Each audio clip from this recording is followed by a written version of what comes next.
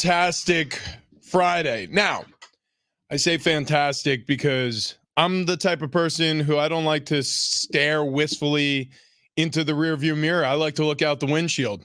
Yeah. And this show together collectively, we will stare down a brave new future over the horizon. We have no problem doing so. Welcome to the show, by the way. Big Rich, TD, and Fletch, San Diego Sports 760. Feels Myself, American right now. That's right. Yeah. TD, Fletch, we together. We are providing the content that you need to lick your wounds this morning. I get it. What happened last night stunk. It really did. It's not fun to see a team that you had so much hope for fall to pieces against better competition, but that's exactly what we watched. It hurt. It hurt. But let's tear the Band-Aid off of the pain and let's start healing a little bit. I know it's a knee-jerk reaction, and I know that maybe there'll be moments here over the past couple of hours while we're speaking, or I should say the next few hours while we're speaking about this, and then over the next few days, and then over the next few months even, waiting for the next basketball season for the Aztecs, where we will feel some of the residual effects of getting bounced in the Sweet 16 to UConn. But this is a program that went for the first time ever to back-to-back Sweet 16s. That's something a handful of other programs can say. That's incredible. It provokes you to imagine what's next for Brian Dutcher and this team. He's locked down for at least the next 5 seasons on a guaranteed contract. Like, there are good things in the future for this program, and good things have happened this year with a team that wasn't even as good as last year's team. Like, just imagine. So if they reload and they get better, how bright the future could be. So I'm not going to sit here and dwell over a loss and get sucked down in the dumps and, be a sewer dweller for a couple of days before I see the light, because this was an incredible season with the tools and the abilities that they had around that program this year. And I'm just going to applaud Jaden Ledee for an All-American effort. I'm going to applaud the rest of that group, Trammell and J Pal and the gang that put together what was a really beautiful run to the Sweet 16. And of course, Brian Dutcher and his staff. What a season. All right, Fletch, we quickly turn our attention to you because you've been on the pregame, halftime, post the entire season for the Aztecs basketball team.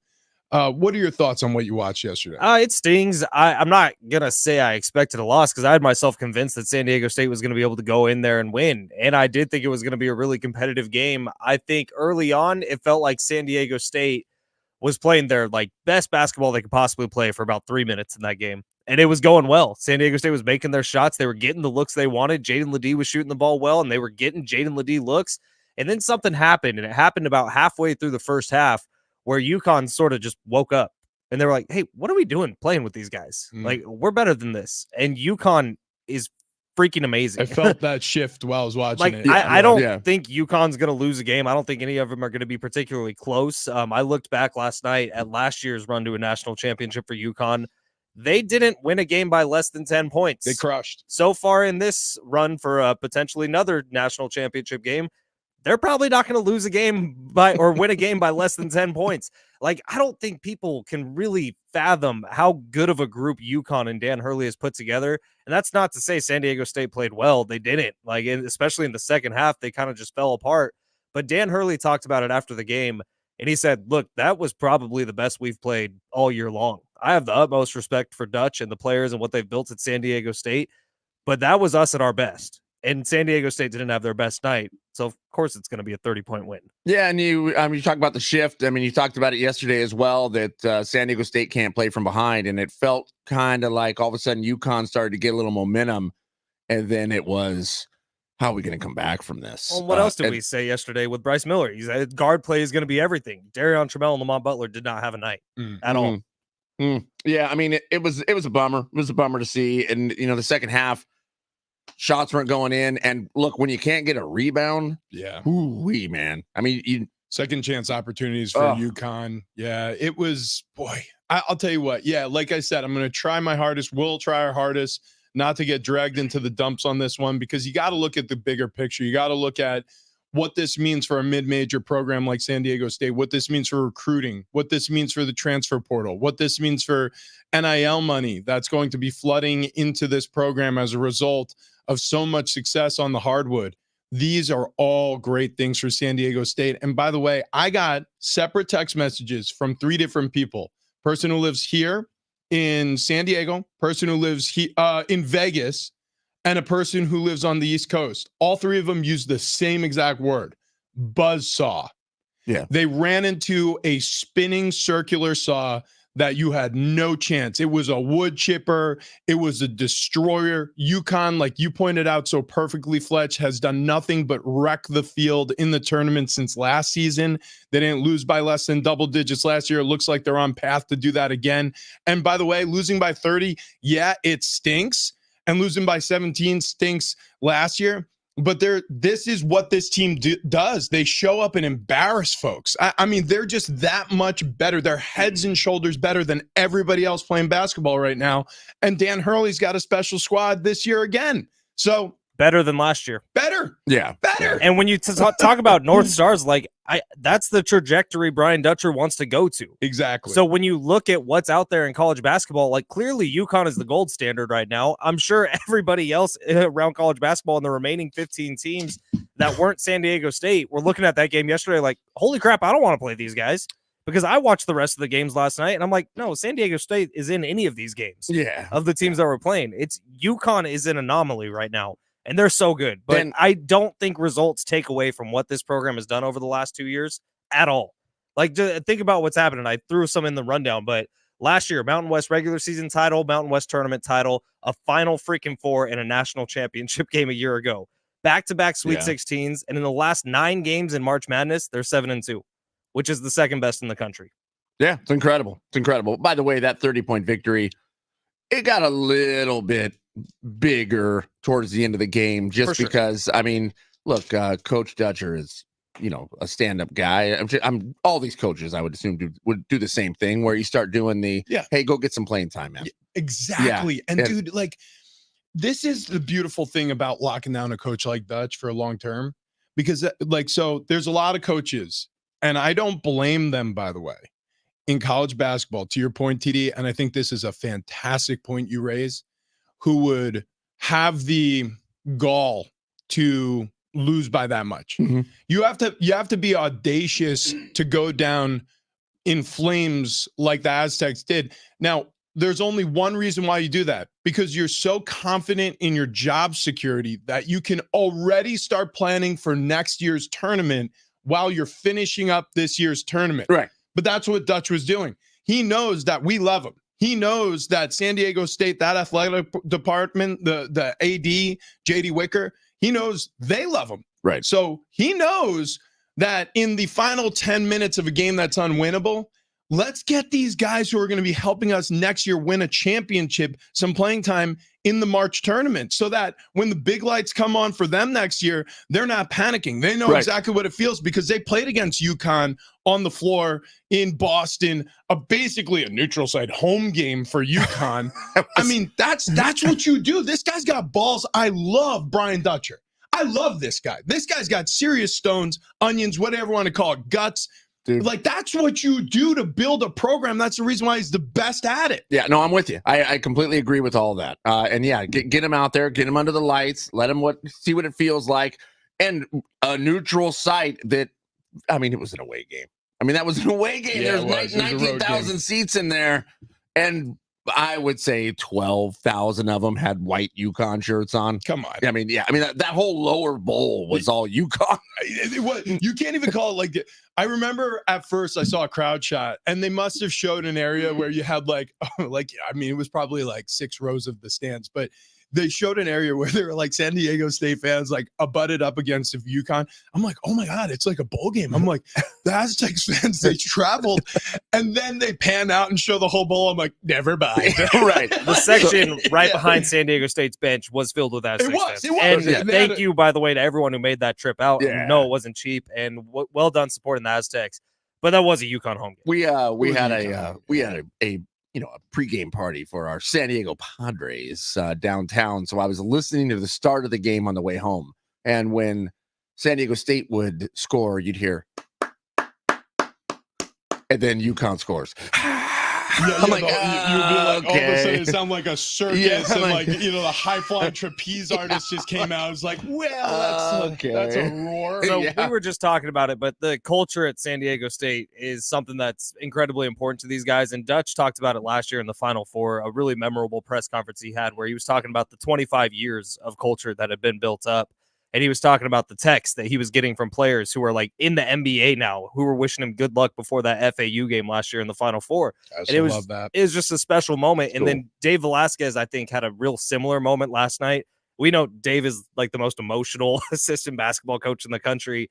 And it wasn't any different last night. Here he was talking to John Schaefer right after the loss about the team that they've built here and the culture that they've built over the last 25 years. It's hard. We learned a lot coming off a national championship. I'm not going to lie to you.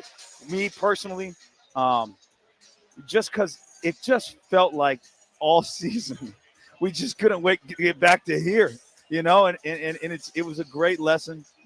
We learned a lot. Like I said, our guys stuck with it, stuck together. And one of the things that Coach Dutch talked about, our high character in that locker room, it just makes you proud to coach them. It makes you feel like we're so fortunate to coach them. We're so happy to have coached them. And they come from unbelievable families. They have unbelievable futures ahead of them.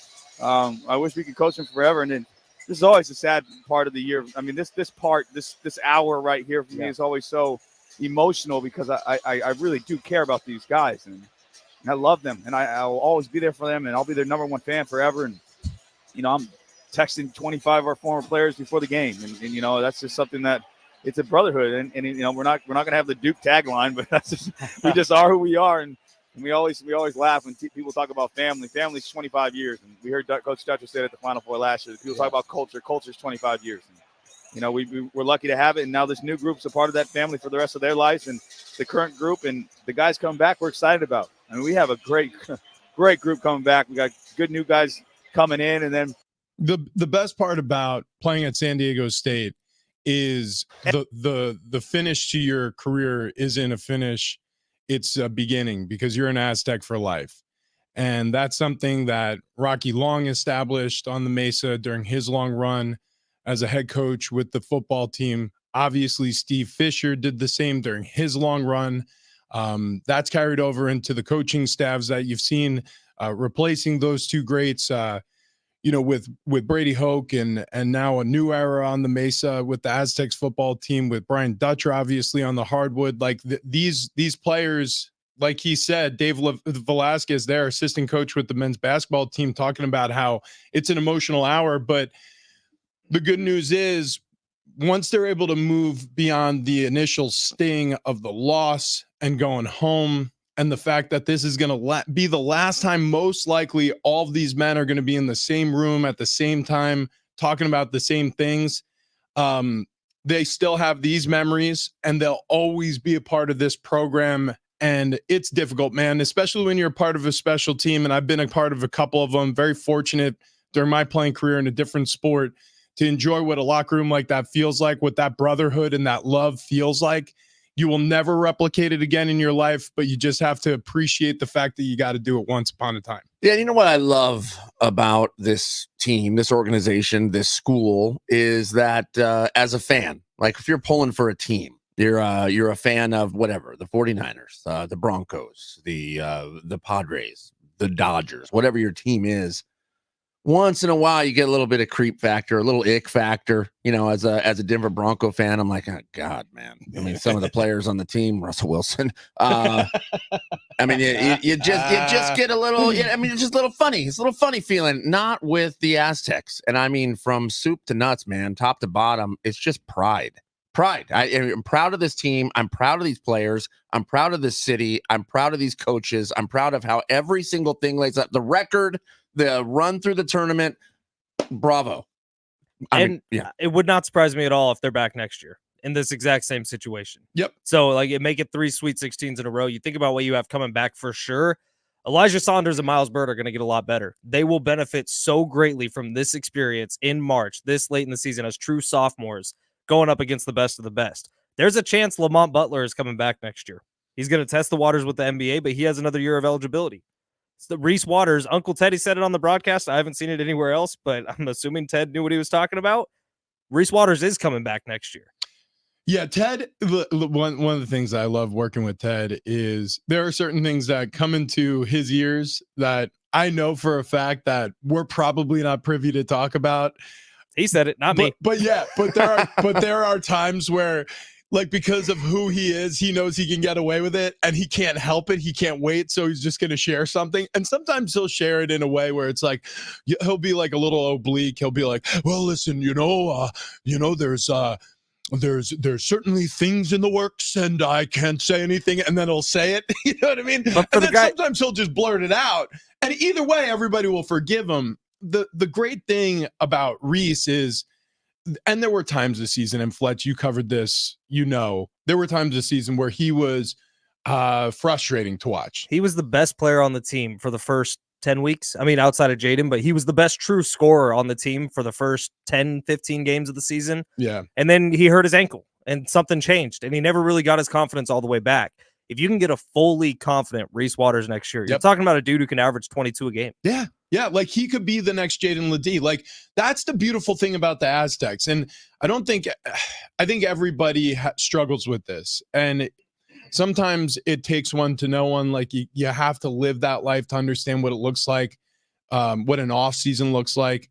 But trust me when I tell you this, from being in these locker rooms, not basketball, but football locker rooms, things aren't static. Guys get much better in off seasons. Guys put in time on the court, on the field, in the weight room. They get stronger physical maturity, mental and emotional maturity, ability to handle the playbook. And look, it's not a small playbook when you're playing over with San Diego State. Their defensive strategies are complex. They will test your will, and you need to have an iron will and great conditioning to play in that system and play well. That's the reason why the recent stars for the Aztecs look like they've been chiseled out of granite. And that leads us to Jaden Ledee, who Dave Velasquez also spoke about postgame. Now, Jaden's gone. He's going to be an NBA player next year. He's going to get drafted, but Jaden is out of eligibility. He's 24 years old, and he was a man for the Aztecs this year. Charles Barkley called him boulder shoulders. I think that's an understatement. Like, honestly, but in post game, Velasquez was kind of going through the three guys that we know for a fact won't be back, which is Darion Trammell, who, by the way, last year was the South Regional MVP in the March Madness tournament. Oh, not bad. Jay Powell, who started on the bench, wasn't getting playing time with Aztecs this year, finished this as a starter in the Sweet 16. And Jaden Ledee, who was the guy all year long. He's an All-American. He was on every watch list you could possibly be on, from the Wooden Player of the Year to the Oscar Robertson Forward of the Year in college basketball. And here's what Coach Velasquez had to say about Jaden.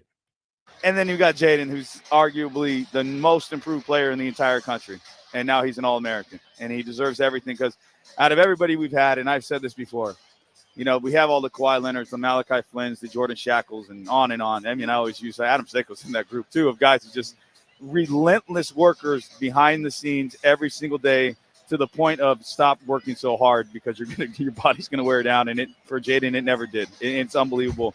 3-4 times of workouts a day, plus practice, plus coming out here. And we just rode him all year. I mean, 35 minutes a game, average 21 points a game. Just an absolute stud. And, so proud of him. Hopefully we can hear his name drafted in a few months. And you will. And when you talk about guys like Elijah Saunders and Miles Bird, what a better example of what to do in an offseason than Jaden Ledee has been for the Aztecs, who was playing like 7 minutes a game last year and played 35 minutes a game this year. And I hope Jaden Ledee, because everybody spoke about Jaden Ledee in those terms, like he was the guy who's closing the lights at the gym and showing up for multiple workouts. 4.0 student. I mean, just an incredible human overall, also like a good guy by every single person. Like the hope is, TD, that he dragged, maybe even sometimes kicking and screaming, some of these other younger players into the gym with him to be like, hey, look, I need to work on some post-up game. You need to come with me. I need a body. And sometimes just being the body, just being the guy that a guy is working out with, like all of a sudden you realize, oh, this is what it takes. Right. I got to do this next year. Right. And it doesn't necessarily mean, you have to drag him in. You just have to go do it. You just have to be the leader, lead by example. And that's what he does and did, and I'm sure will continue to do. Unbelievable year for the Aztecs. Like I said, we're not going to spend a whole lot of time looking in the rearview mirror pouting about what happened last night. I think you got to stare out the windshield when it's this team, when you're talking about this program, because there is a bright future ahead, because you got Dutcher, you got a lot of guys who got a lot of experience. You got Dave Velasquez. They do a great job of keeping their staff together. This isn't a situation like a lot of great teams where guys get poached left and right. They do a really good job of keeping people on the staff together, keeping players on the team. They don't lose a ton to the transfer portal. So bravo to Brian Dutcher, Dave Velasquez, the whole staff, the whole athletic department. You represented this town and this university wonderfully. And there we turn our attention to the Padres. Never gonna lose again. Oh my gonna lose again. They're on fire. By the way, guys, Yeah. by the way, it's a bar cart Friday. Oh my God. We Come on. completely forgot about it. We're gonna be sipping on some mezcal, Yeah. but I don't remember what Tony said it was called. No, none of us do. I actually do believe it's Zonos coming in. I think that's the name of the mezcal. We met them at the big game tailgate. Yeah, I'm pretty sure we had a taster yeah, at yeah, the yeah. table. Yeah. At K&B Bistro, where we had the big game tailgate party, where I'm pretty sure we'll have the big game tailgate party next year. But that was delicious then. Although, like you, I don't remember a whole lot about the big game tailgate party. Yeah. So we will. I just remember just a line of drinks just getting shuffled around the table I for look 3 back at hours. pictures from that. Our table that we were on was completely covered. Like you couldn't see table. No. And it wasn't all equipment. What was great is like the final hour, Rich was on top of the Right. booth. Yeah, perched like an eagle. Lots of fist Yeah. bumps. Oh my God, I was so excited. I was so excited. By the way, yesterday, huge thanks to Sidebar Downtown. They hosted our iHeart San Diego pregame Padres party. That was absolutely nuts. We had a great time there. Thank you to Tony Kanja and Lydia, his wonderful wife, who came in and partied along with us, and all the other clients who were a part of it. That was a blast. We really enjoyed ourselves. And yeah, we got a Bar Cart Friday coming up today, so we go from one party to the next. We're going to have a charcuterie board. We're going to have the big boss Noreen and Mike, her husband, coming in. She's bringing her friend April again. We're going to have a full-blown party in the studio once again for the second day in a row. Yeah, it happens. That's what we do. Yeah. Roll from a Thursday right into a Friday. I mean, why wouldn't we be partying when we have the absolute best team in baseball here in San Diego? Who came from behind late to win a game. Suck it, Bomel. A one-run game, by the way. Yeah, Bomel lost another one-run game. Well, it was a two. It was a two-run game. I know, but it was one run late. Oh, yeah. A one-run late. Okay, We're going to get to Padres. We got so much to get into with the Padres, and there was a great remembrance. But before we do, you know how I got downtown yesterday? What? No, we hadn't even talked about this yet. How did you do it? In my GMC pickup truck. I knew it. Look, I talk about it all the time. I love my truck, and I also know that if you're out there looking for a car, it's not always a fun trip, right? It's not always a fun shop. But look, if you're just considering a new vehicle, stop by, see my friend Jamie, the GM over at North County Cadillac GMC is going to take care of you, okay? Every single time. In fact, there's review after review after review about how great this dealership is. But right now, they're offering exceptional savings on new Cadillac and GMC models, like the GMC Sierra 1500. The Cadillac Lyriq. Oh, and if you're just looking for a great deal on a pre-owned vehicle, they got those too. They're going to take care of you. But like I said, it's not just me saying it. How about this one? Omar, Yasmin, and Jay all put in an excellent effort to overcome some insurance on my end. They went out of their way to solve the problem. Wasn't even their problem. We'll use them in the future as well as recommend them to others. Huh?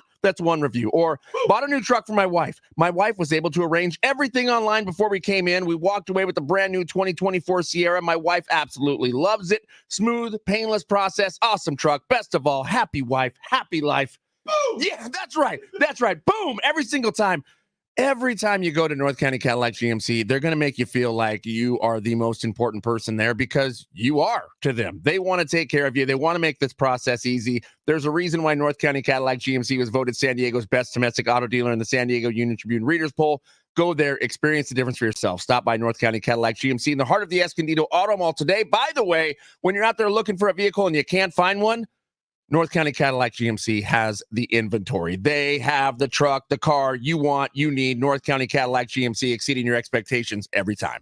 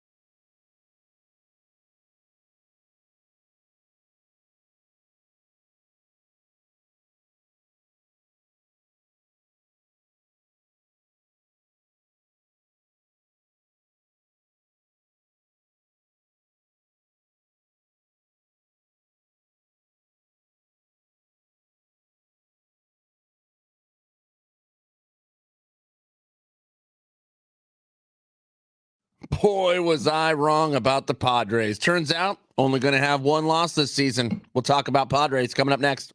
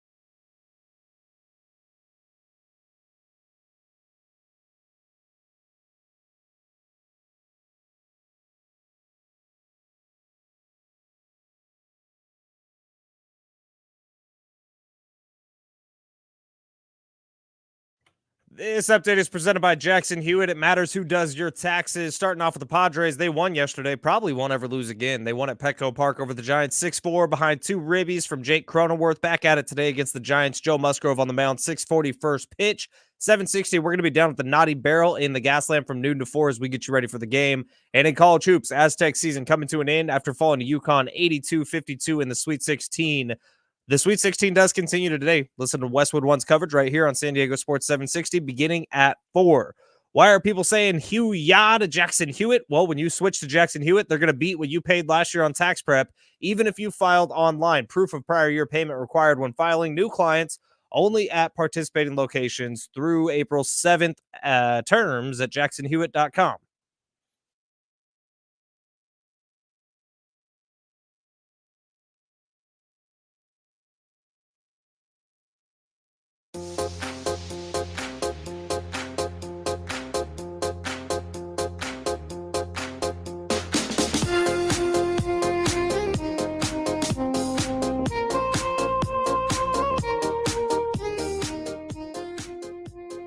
Big Rich, CD, and Fletch, San Diego Sports 760. We do have a couple giveaways today on a Bar Card Friday, brought to you by Keg N Bottle, 10 locations all throughout San Diego County. Also one up in Santa Barbara, one out in Chicago. But we got tickets to Social Distortion, North Island Credit Union Amphitheater. That's happening April 12th. Special guest, Bad Religion. Tickets and info at Ticketmaster.com if you're looking to buy them.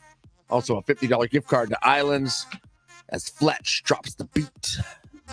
Yeah. So, dude, we're preparing for Big Rich, CD, and Fletch Fest. Yeah, you're damn right. We have so many things we're doing this year. We're for sure throwing a cornhole event. Yeah. We're for sure throwing some sort of DJ'd event where we're on stage. A rave? A rave, right. Yeah, a rave. We're going to be popping mollies and sweating. That's right. That's right. Wait, was that confirmed? Like, I don't think it's legal. That's fine. I've also never tried, like, drugs. Oh, my gosh. Oh, my God. We also, somebody came in last week and asked if we wanted a hot tub. And we're like, in here? Yes. And they're like, wait, can we do that? And we all said, just don't ask. Yeah. You just continue to do things and not ask for permission. And then life seems to work out. Can you imagine a rave though? How fun would that be? Oh, it'd be the best. It would be the What- best.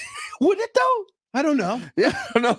Okay, I don't love the energy you're bringing to this, I TD. We need listen, full send It was Travis. a very long day yesterday. I'm sure I'll kick it up a notch here. I'm thinking like you know what I think we'll he be needs? sweaty A lap. and wet. No. He Do I- doesn't need a lap. Grab one of those Coors Lights, big fella. You know, ice cold cures. I think you need an ice cold All Coors right, in your hang on, life. hang on. And you know what? While you're at it, maybe get me one too. Cures. Hang on a second here. Yeah. Simultaneous. That is gonna do it. Yeah. Okay, Yeah. See our new coasters? dude. Yeah, these What- are fantastic. We got Buck Norris coasters. We got Buck Norris staring at us. The show's mascot. And I love how he has a wiener stuck through one of his antlers. That was for the tailgate, and I just didn't remove it Yeah, when the coupon came over to make coasters. I didn't change it at all. I love how our show, we have paraphernalia to like give out, but we never do. We just keep it for ourselves. We think it's so Well, cool. we leave it here for other people who come into the studio to get angry at and tear. That's right. Yeah. Many times we walk in and our stuff, like, why would somebody tear 50 Big Rig TD and Fletch stickers right in half? But they do it. We're Jim not Russell. sure. It's got to be Jim. Wow. Everything's Jim's fault. Speaking of Jim, he was downtown. He was in front of the Blind Burro yesterday, set up, posted up, doing a little, Padre talk while they played Yeah. at Petco Park yesterday as the Giants came into town. And I mean, look, it was not total domination. No. Not at the start. Not No. at the start. In fact, I think the Giants had a 1-run lead going into the 5th inning. It is very funny how that game finished because that was the Padres season last year, except reverse. Yeah. Yeah, but Yeah. you know what I loved? We said, "Hey, Padres, why don't we not swing for the fences every time? Let's play a little small ball. That's Let's all not. yesterday Let's not. was. That was all yesterday. Bring it. Bring Except it on. it might have been the 5th inning when the Padres got their first couple of runs. They had the bases loaded with no outs, and they only managed 2 runs. yeah, I Like, know. what the hell are we was, doing that was here? bad. Like, yeah. step on the gas, break the will to live for the San Francisco Giants. Yeah, but so I was will to downtown. live. I was trying to watch it on my phone as it was happening. Somebody, who was it? There was it Wade ran outside the Tyler baseline. Wade. Yeah, Oh, yeah. Okay. Yeah. I thought that was a BS call. I thought so too. MLB umps, they're already in midseason form. Okay, I thought so too. I know he did make a bit of a move, but it wasn't egregious. No. It wasn't even off the dirt. Here- It wasn't even in yeah. the grass. Here's the problem with that. It's like so I'm gonna give a little grace here because the same way players, they're starting their season, so are the umpires, so blah blah blah. Like everybody's getting ready for their season. But still, like a call like that, it's like you may see, honestly, over the course of the season, 162 games for each of these teams, 30 teams in baseball. It's a lot of baseball games. Well, I guess you would say, since the teams play each other. So 15, It's a lot of games. 15 times 162, whatever that number is, it's a lot. Right. So that's how many games you're going to play over the course of the baseball season. You're telling me that call came up on game 1 for the home opener for the Padres. Give me a break. That call, by the way, will be called less than 10 times this season. Right. Running right. outside the baseline. Right. It's just such a dumb thing. It's the hip drop tackle. It's the hip drop Yeah, tackle. but It's Exactly totally right. subjective. But it's one of those things that takes the air out of the inning. And that's what Exactly. happened. That's so exactly it correct. took the gas out. So everything changed. Everything shifted for the Giants there. But it didn't matter because the Padres, they had a little 4-run rally there late. They end up winning 6-4. Jake How about that? Cronenworth, couple ribbies, looked nice. Now, Manny Machado did have a moment yesterday where he tried to break the bat over his knee. The bat did not break. I'm sure he is regretting that this morning, as he probably has a massive bruise Yeah, a little on his contusion knee. right above the kneecap. Which Dude, that's isn't an great. awkward moment, isn't it? Yeah. Like when you're trying to do something manly and you're so angry Has that he- it doesn't work. has he I'm gonna- ever- I'm so mad. I'm gonna open this jar of pickles. Gonna actually hand this jar of pickles to my wife. She got much stronger grit. Has Manny Machado ever broken a bat over his knee? I don't know. I mean, has anyone? Yeah, I've seen it done yeah. before. That's- Dude, famously, Bo Jackson. Oh, you know what? I do remember. I Jackson do used to remember break Bo. him Bo over knows. his head. Yeah, Bo. Yeah. The funny ones are really when the guys, the funny one is what happened to Manny Machado yesterday, where they try to break it and it doesn't break. But Mhm. then when guys break it and there's like a crack on it, so they have to go back for round 2 to really break it the rest of the way. Yeah. And after the initial one, it's like your anger is already out and your leg just hurts, but you got to go back and finish the job. You know who I love watching do it was Big Papi, David Ortiz. Yeah. Because the baseball bat looked like a toothpick in his hands anyways, and then he snapped it, and then you were like, my gosh, like maybe they should let him play with a bigger bat than everybody else. It just looks so silly. But yeah, so how about them Padres, man?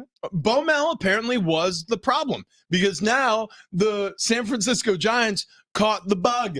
Now they can't hit in clutch situations. Now they are losing 1-run games where they have a narrow lead late in the late innings. Good job, Bo Mel. Way to take that crap that you brought to San Diego with you back up to the Bay Area, you jerk. It is very odd how my feelings have changed towards Bo Mel. I mean, he was a lovable character. Adult in the room. Yeah, right. And now I'm like, yeah, screw you, pal. He got booed big time at Petco yesterday. Wow. When they were announcing opening lineups like Bob Melvin. Moo! By the way, golly, man. From start to finish, that game was put together perfectly by the Padres. I mean, the tip of the hat to Peter Seidler, the patch that everybody was wearing with the PS and the heart looked fantastic. Peter Seidler's wife coming out throwing the first pitch was touching. It was moving. Manny Machado. Hoo-wee, man. I mean, All God. the feels. Oh yeah. And I'm getting them right now. But I remember while I was listening to the broadcast because I wasn't at the park seeing the opening. They were talking about it though, so I went back on social media and I found some clips. And I was like, I know I'm gonna cry watching this, and I did.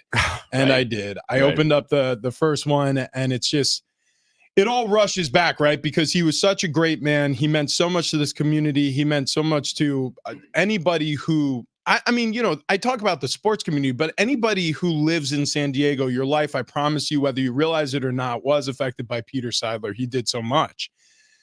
But yeah, you look at this Padres team, and it's odd that the first hit kind of dribbled out there to the heart and center field because it was almost like, you know, I don't know. Look, whatever you believe in, whether he's in heaven or he's somewhere amongst all of us, it just felt like a little poke, you know, to the side, like, hey, you know, it's going to be a special season. Angels in the outfield. Yeah, maybe. You know, who knows? I like whatever you believe in, but it's just one of those great feelings. It's a great thing that the Padres did that he meant so much that we can't just let it go. Like we're going to do a lot to remember who he was and what he brought to this place. And so, and as soon as our show ends today, go to the free iHeartRadio app and find the interview that Darren Smith did with Tom Seidler, Peter's brother, yesterday. Oh my gosh. It was fantastic. I've listened to it twice because we replayed it on John and Jim, actually.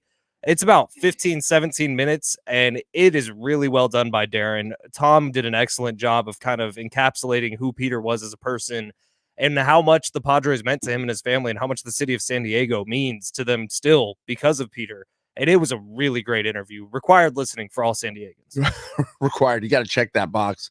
Look, I mean, I said I wouldn't be on this roller coaster. I'm on, man. After one game, my expectations have really flipped. World Series or bust, baby. Yeah, I mean, that's honest. That's how I feel right now, which I know I'm not supposed to, but good Lord, it felt good to get that win. It felt good to see the team click. Felt good to see him having fun. There was a lot of special moments from yesterday that I think were bigger than just the play on the field. Yeah, listen. Don't screw it up today. Yeah. Yeah. Actually, yeah, today another opportunity. Obviously, with baseball, you got a 3-gamer to open up here. So Joey Musgrove on the mound for the Pods today. Dude, what if they sweep here and all of a sudden they're 4-1 to start the I mean, what? It would just feel good to not be like looking at every game as like, all right, you know, let me do the math. They just won. They need to win 3 games to get back to 500. It's like, you know, it's like, it'd be great to have a little bit of cushion to be leaving these first 2 series, by the way, both against NL West rivals. Yep, exactly. And feeling like, okay, the 2024 Padres, they're here to do something special. Let's effing go. Now, unfortunately, this weekend's games might be getting rained out. Oh, That's right. well, So we got there's some that. heavy weather coming into San Diego, but not heavy. so make sure you have your batteries and your flashlights. That's right, And yeah. I don't know what else. Sandbags. Sandbags. My man. Heavy weather coming in, but you guys know what isn't heavy? This show. What's that? Well, All yeah, three of us. Yeah. Yeah. Not Well, heavy anymore. We mm-mm. were very heavy. Too My heavy. man. We were super duper disgustingly fat. And then we met SDFatLoss.com. Vomitous. We met Wayne and Chloe over at SDFatLoss.com, and they built us out this roadmap. Too bad they didn't know us before like last summer so that we could have gone on our vacations and been in good shape by the time we were taking our shirts off last year. We deserved that. We deserved what we got. Yeah, that's right, We that's got right, teased that's by right. little kids. Plus, You got to hit rock bottom. when we roll out to the lake or the beach this season, they're going to be like, wow, is You know- that an SD Fat Loss tattoo? And we're all going to say yes. And they'll actually let us on the boats this year instead of worried that we were going to sink the boats. But we won't do that anymore because of SDFatLoss.com. We joke about it a lot, but it's dead serious. If you want to lose 20, 30, 40 pounds here in the next 2 months of your life, get on over to SDFatLoss.com today. Set up a free consultation with Wayne and Chloe. They've been our weight loss team. They can be yours as well, and they will set you up on this roadmap to make sure that 2 months from now, when you take your shirt off, you're proud of the results. It's shorts and shirts season coming up real soon here in San Diego. You're going to be hitting the beach regularly. You want to make sure you're looking good for that. So get on over to SDFatLoss.com today. Make the change the natural way. There's no prescriptions. There's no drugs. There's no injections that you have to deal with. It is just you and a diet. And the diet is constructed by Wayne and Chloe. And they will show you how you can lose a tremendous amount of weight in a very short amount of time. Get on over to SDFatLoss.com today. SDFatLoss.com. It's a free consultation.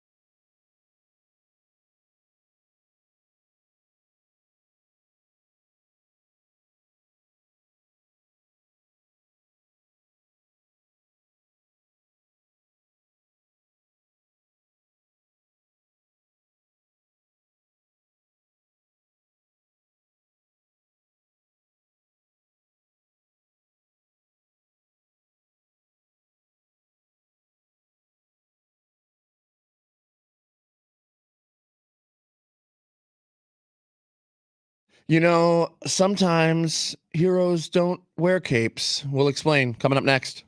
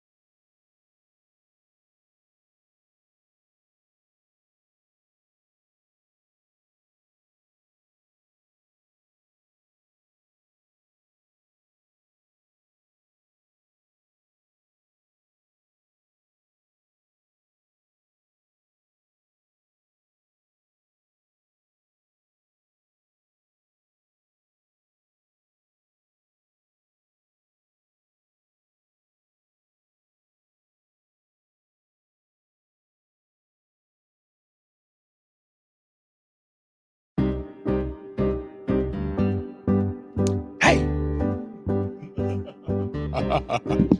Hey! Oh my gosh. Big Red Stadium Flex San Diego Sports 760. We are having a show in the middle of the show. There's so many things happening. We're going to be welcoming in Big Boss Noreen with her husband Mike.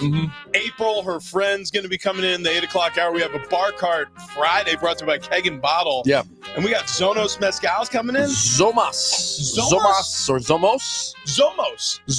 Mezcal. Zomos, I was yeah, mispronounced. and- I mispronounce all these labels. It drives me crazy, but I'm also, I can't read good. We're also going to be making a mezcal mule. Oh, nice. We're going to be making a mezcal paloma. You know what? I love ginger, I realized, in drinks. Yeah, and also in Gilligan's Island. And yeah. So in general, I'm just a ginger fan. Yeah, right. Yeah. Listen, we loved our owner out here in San Diego, Of course. Peter Seidler. Well, the Orioles got a new owner. Mm-hmm. And Team got bought for a big money amount. And they actually had an incredible season last year. The Baltimore Orioles, they were like the darling of the American League last year. Right. Probably made them a little more expensive for these new owners to buy. Well, they were at the game yesterday, opening day, and they did this right here. Actually, they were at a bar downtown before the game. Oh, they were at a bar downtown before the game. Yeah, just with the people. Oh my gosh.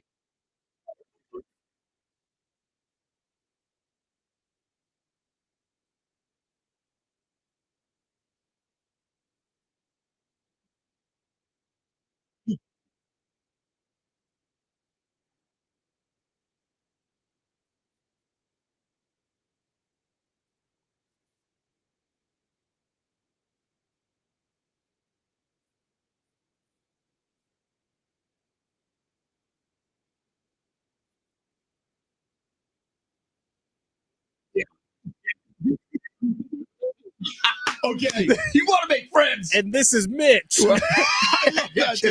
This is Smitty. He's my best friend. He also owns those. And this is Mitch. And God, that would be me. Do not play the name game with Mitch. I would be Mitch. Mitch. But anyways, look, the point is, if you want to win hearts and minds, if you want to start your tenure as owner the right way, That's right. this feels like it's torn right out of the Peter Seidler manual on how to be loved by an entire city. Absolutely. Go ahead and buy the gang a beer. Golly. Well played. All right, coming up next, we'll get back to the Aztecs. Rough night on the bracket for the Tex. Also, the Padres started off with a bang. We'll get back to that as well. But first, I mean, we're at the party, right? And all I kept thinking about is Fletch was here. He'd be ignoring everybody and looking at his phone because he's always so busy with that Prize Picks app. Always, every day. And you could be too. So download Prize Picks. Use promo code Fletch. Get a first deposit match up to $100. What is Prize Picks? Well, let me tell you. Prize Picks is America's #1 daily fantasy sports app. Over 3 million active members. They are the easiest, the most exciting way to play daily fantasy sports. And it's just you against the numbers. You're not playing against sharks. You're not playing against competitive leagues. All you're doing is picking more or less on 2 to 6 player stat projections, and you can watch the winnings roll in. If you got the skills, you could turn some of these demons into some big, big money. You're talking turning $10 into $1,000 on Prize Picks with as little as 4 correct picks. Hockey, college basketball, pro basketball, darts, cornhole, whatever you want, it is available for you on the Prize Picks app. That is what has made me get into sports heaven here. And pretty soon I'm welcoming someone else into sports heaven with me. More on that later. But Prize Picks is the #1 fantasy sports app. They offer weekly promotions. Today is Friday, which means today is the day to download the app because today's Flex Friday. This is my favorite day of the week because you get a $20 entry as a protected play, meaning if your play does not win, you are getting that money back. Download the Prize Picks app today. Use promo code Fletch. Get a first deposit match up to $100 and start watching the winnings roll in. Prize Picks, pick more, pick less. It's that easy.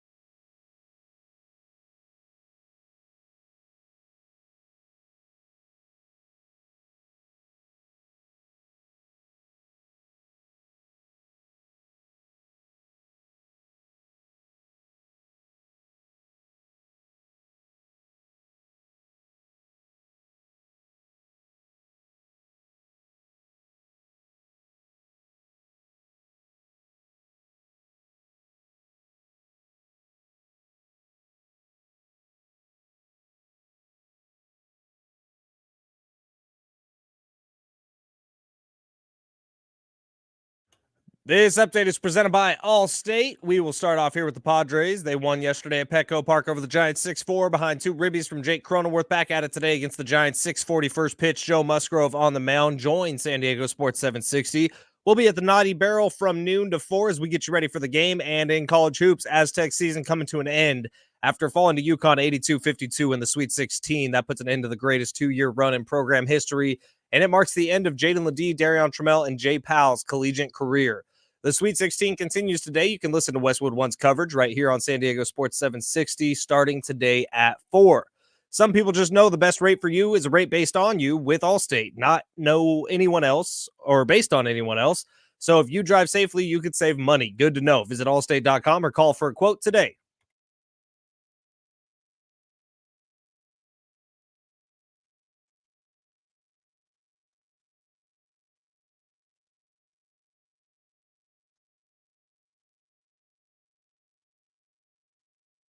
Happy Thursday. Sure, I'm a day behind. Happy Friday to those who celebrate Big Rich, TD, and Fletch with you. Yeah, it's a Bar Cart Friday brought to you by Keg N Bottle, 10 locations around San Diego. Do not make us start Thursday over. Oh, my gosh. We've had, so to let people behind the curtain a little bit here at Big Rich, TD, and Fletch, San Diego Sports 760, we had quite a day yesterday. Woke up at 4, wrapped up this broadcast after 10, went into a quick meeting and then drove immediately downtown. Quick hour-long meeting. Yeah, just a quick one. Yeah. And then we partied from the time we arrived downtown until you had to split and watch the Padres game from the beer-soaked table we were sitting at the second bar we went to after the party. Right. And then you had to watch the Aztecs game driving back up to... I came back here, did the here, afternoons. Right. So I was here till 7. Okay. What was the second bar? Oh, The blind Actually, what's so funny is like we went to the second bar to sober up from the first bar. Yeah. Just had a couple of glasses of water and a delicious quesadilla. Yeah. which by the way, first bar we had to have tickets for drinks. Yes, sir. Somehow we were rich with tickets. Dude, people just kept stuffing them in our pockets like, you guys need these. And we're like, Tony Kanja came up with a deck. Like, wait, what?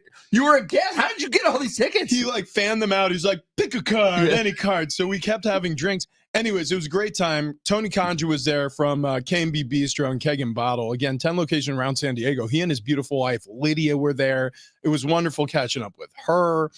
We got to meet tons of people. It was a blast. Sidebar was really fun. And then, like you said, yeah, we continued the voyage over to the Blind Boro, where it was John and Jim, which led you straight up until Aztecs tipped off at 4:40 out in Boston.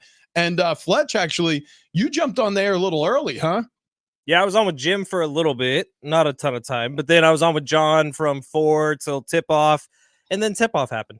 And then, yeah. And then the Aztecs lost. So, yeah, after we left here and that happened. This is on you, Ben. I don't This think is so. on you. Look, I've been Fletch. part of the pregame show for 2 years now, Yeah, go and the Aztecs have gone to the Sweet 16 both years. Well, dude, don't pat yourself on the back. I'm not. for I'm all just. the good If we're things. saying this is on me, which is what TD just said. Then make it Well, on me every year. It just felt right.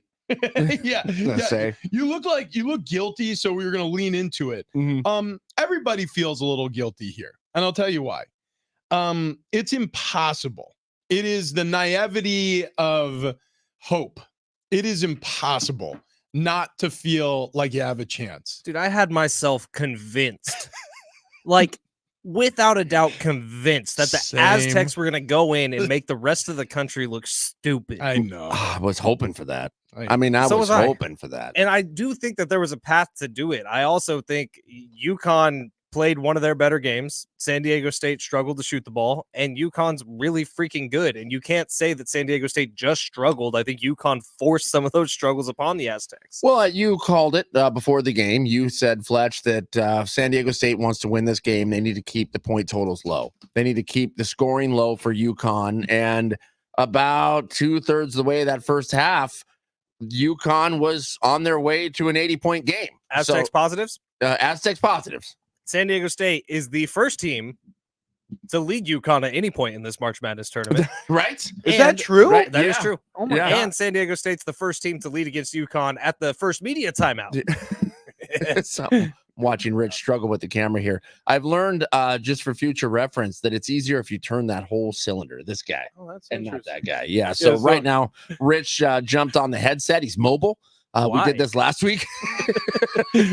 Why? He's got to put together the charcuterie board. That's right. Yeah. That's we right. call We're- those cooties. Did Yeah. I say that correctly, by the way? Charcuterie. You're nailing it, dude. I don't know why you're adding extra phlegm in there. Charcuterie.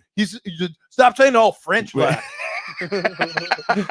That thing's a damn cheese board, man. Yeah, What's in classic music? We should play. Yeah, we should classical play music. some classical Yeah, music. that- For some of our bar cart jazz on a bar cart Friday, brought to you by Keg N Bottle, 10 locations all throughout San Diego County. But that is the thing that, dude, like it's impossible when you're hopeful not to be a little naive, not to be a little bit over your skis on the expectations. Now, I don't think I was expecting them to beat UConn by a bunch of points. Like I wasn't that lost in all the sauce, but I was expecting it to be a closer game than it was. I was also expecting if it was a close game that the Aztecs had a chance to win this game, and a good one, because we've seen the Aztecs pull it together against better competition many times over, including and not limited to last year against Alabama, who also was the top seed in all of the bracket, and they found a way to beat them in the Sweet 16. So you start to do the math before the game, and you're like, no, the maths. Like it's possible that the Aztecs can pull the upset. Unfortunately for the Aztecs and basically anybody who's played UConn over the past, 2 years plus, they're just incredible. Buzzsaw is the right word. Mhm. Like the amount of talent they have from a 7'2" center, Klingon, who is just really skilled and talented. He's going to be in the NBA next year. Thank God, because UConn can't do another year with him. And then they have these freshmen who came in and they were really killing the Aztecs, and Cam Spencer, who's been there for a while. He could not miss a shot yesterday if he tried. Dude, he he was was great. fantastic. Him and Tristan Newton. Yeah, the small little white point guard, though, Cam Spencer, he was Yeah. the killer for the San Diego State. And that's really the first time that San Diego State's guards have struggled defensively against a point guard all year. And it just happens in the biggest moment. Probably could have said point guard. He's the little white. I'm just describing for everybody out there. Little white troll looking guy. Yeah. He had a big beard and a green hat. No, I saved that for Max Muncy. He kept guarding this bucket of gold. I believe it was a pot. In fact, yeah, you know what? The broadcast team described it as a pot of gold. He was great, though. He was really great. Yeah, and I mean, and look, the rebounds just absolutely killed Aztecs. They could not get second chance. They couldn't get the ball, stop the second chance shots You know from what's- UConn. But it wasn't, I don't think it was all on the Aztecs. I mean, the ball was just not going in their direction. Yeah, 50-50 balls are tough because there's old rules in college basketball, like they who win more 50-50 balls will win the game, and that's also the team who's putting out more effort. I didn't think it was an effort thing yesterday. I don't either. I think UConn's just big. They're And big, so yeah. they were able to get a lot of these rebounds. Now, it ended up not being a huge factor in the game. So it felt like it was watching, right? Because UConn was getting all these second chance opportunities, and they were getting 2-3 offensive rebounds on the same possession.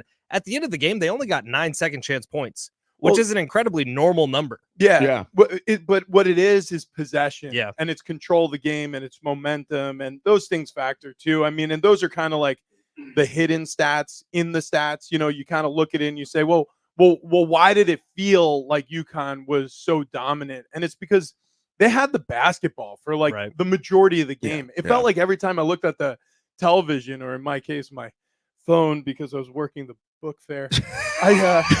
Wait, were you drunk working the book fair? No. By that point, I was completely stone sober, but God forbid if anybody there knew what my day looked like leading up to the book fair. Like, they would have been like, kids. yeah, don't worry. Library chair Rich is okay. He's just really happy to be here. No, it was one of those things where every time I looked at it, I was just like, gosh, UConn, like, do they ever give the Aztecs a ball in this game? Like, Right. I'd like to see them with the basketball. Right. There were 3 other games happening in the Sweet 16, and they were all pretty competitive. Yeah, Arizona Clemson was great. Yeah. It looked like Clemson was going to just go out and stomp Arizona. Arizona had a little bit of a comeback in the second half, but that was an upset. Another upset, North Carolina falling to Alabama. Alabama- did not see that. No. Yeah, Alabama did not reload enormously after last season when they had Brandon Miller and all these 7-footers, but Alabama seems to have a better team this year than they did a year ago when they were the number 1 overall seed heading into the tournament. Yeah, that was a fight. Taking down North Carolina. Like, that's Right. big time. That yeah, is big the time. number 1 seed. Yep. Number 1 seed in their quadrant. Oh, in their quadrant. Oh, he's got you. And then Illinois. Yeah, Illinois getting a well, win. and that's going to be the matchup between for UConn next in the Elite Eight.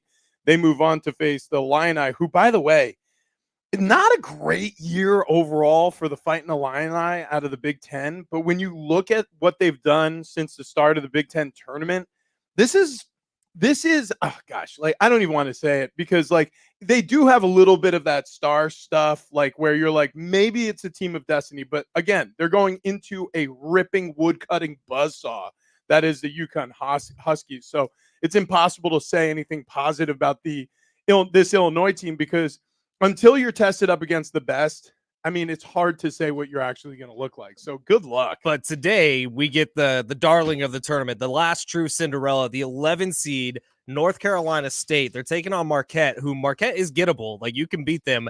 And North Carolina State has this guy. Oh, the big man. Yeah, he's a freaking tank. DJ Burns Jr., who has this larger than life personality. And he's just a bulldozer when he gets the ball in the paint. And he's super skilled.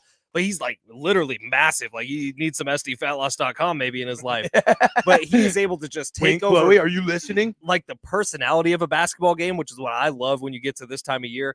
And I can't wait for that one just for him and the television worthy stuff that he does every single time he's on the court. We should have DJ Burns Jr. do Big Rich City and Fletch Fest. Yeah, absolutely. I mean, spinning the ones and twos. He would steal the show from us. DJ Burns Jr. I didn't put it together until you just Me did neither. that. They also have 2 DJs on that team, DJ Burns Jr. and DJ Horn. One's a guard, one's a center. Party. So when we have our rave, we were thinking we're gonna invite the Wolf Pack. Yeah. No, listen, it's one of those things where I wish I could say I was very excited for the conclusion of March Madness, the conclusion of the men's tournament, but it feels like we're tumbling toward a likely ending. It feels like UConn's going to take back-to-back championships because I don't know if they're beatable. I mean, again, after last season and seeing what they've done so far in this tournament, who's going to get them? I really don't like Dan Hurley, but God, is he a good coach? He's a good Why coach. don't you like him? It's just the way he talks. Just his face. Yeah, He's got a really punchable I'd face. like to punch him right in the face. That's Mark Few with Gonzaga. Oh, But that's right. Yeah. Dan Hurley, like, I do think he's an extremely talented coach. He's obviously a great recruiter. He makes fantastic in-game adjustments. The way they were able to like dice up San Diego State's defense with set plays, which is just something you don't see very often, and they were doing it all night last night. It's just really impressive. But the way he communicates to the media kind of makes me want to punch him. Well, listen, when he's any coach, when they're that talented, and then also when they have that level of talent around them, we talked about this a little bit yesterday. You have to find unique ways to motivate your group.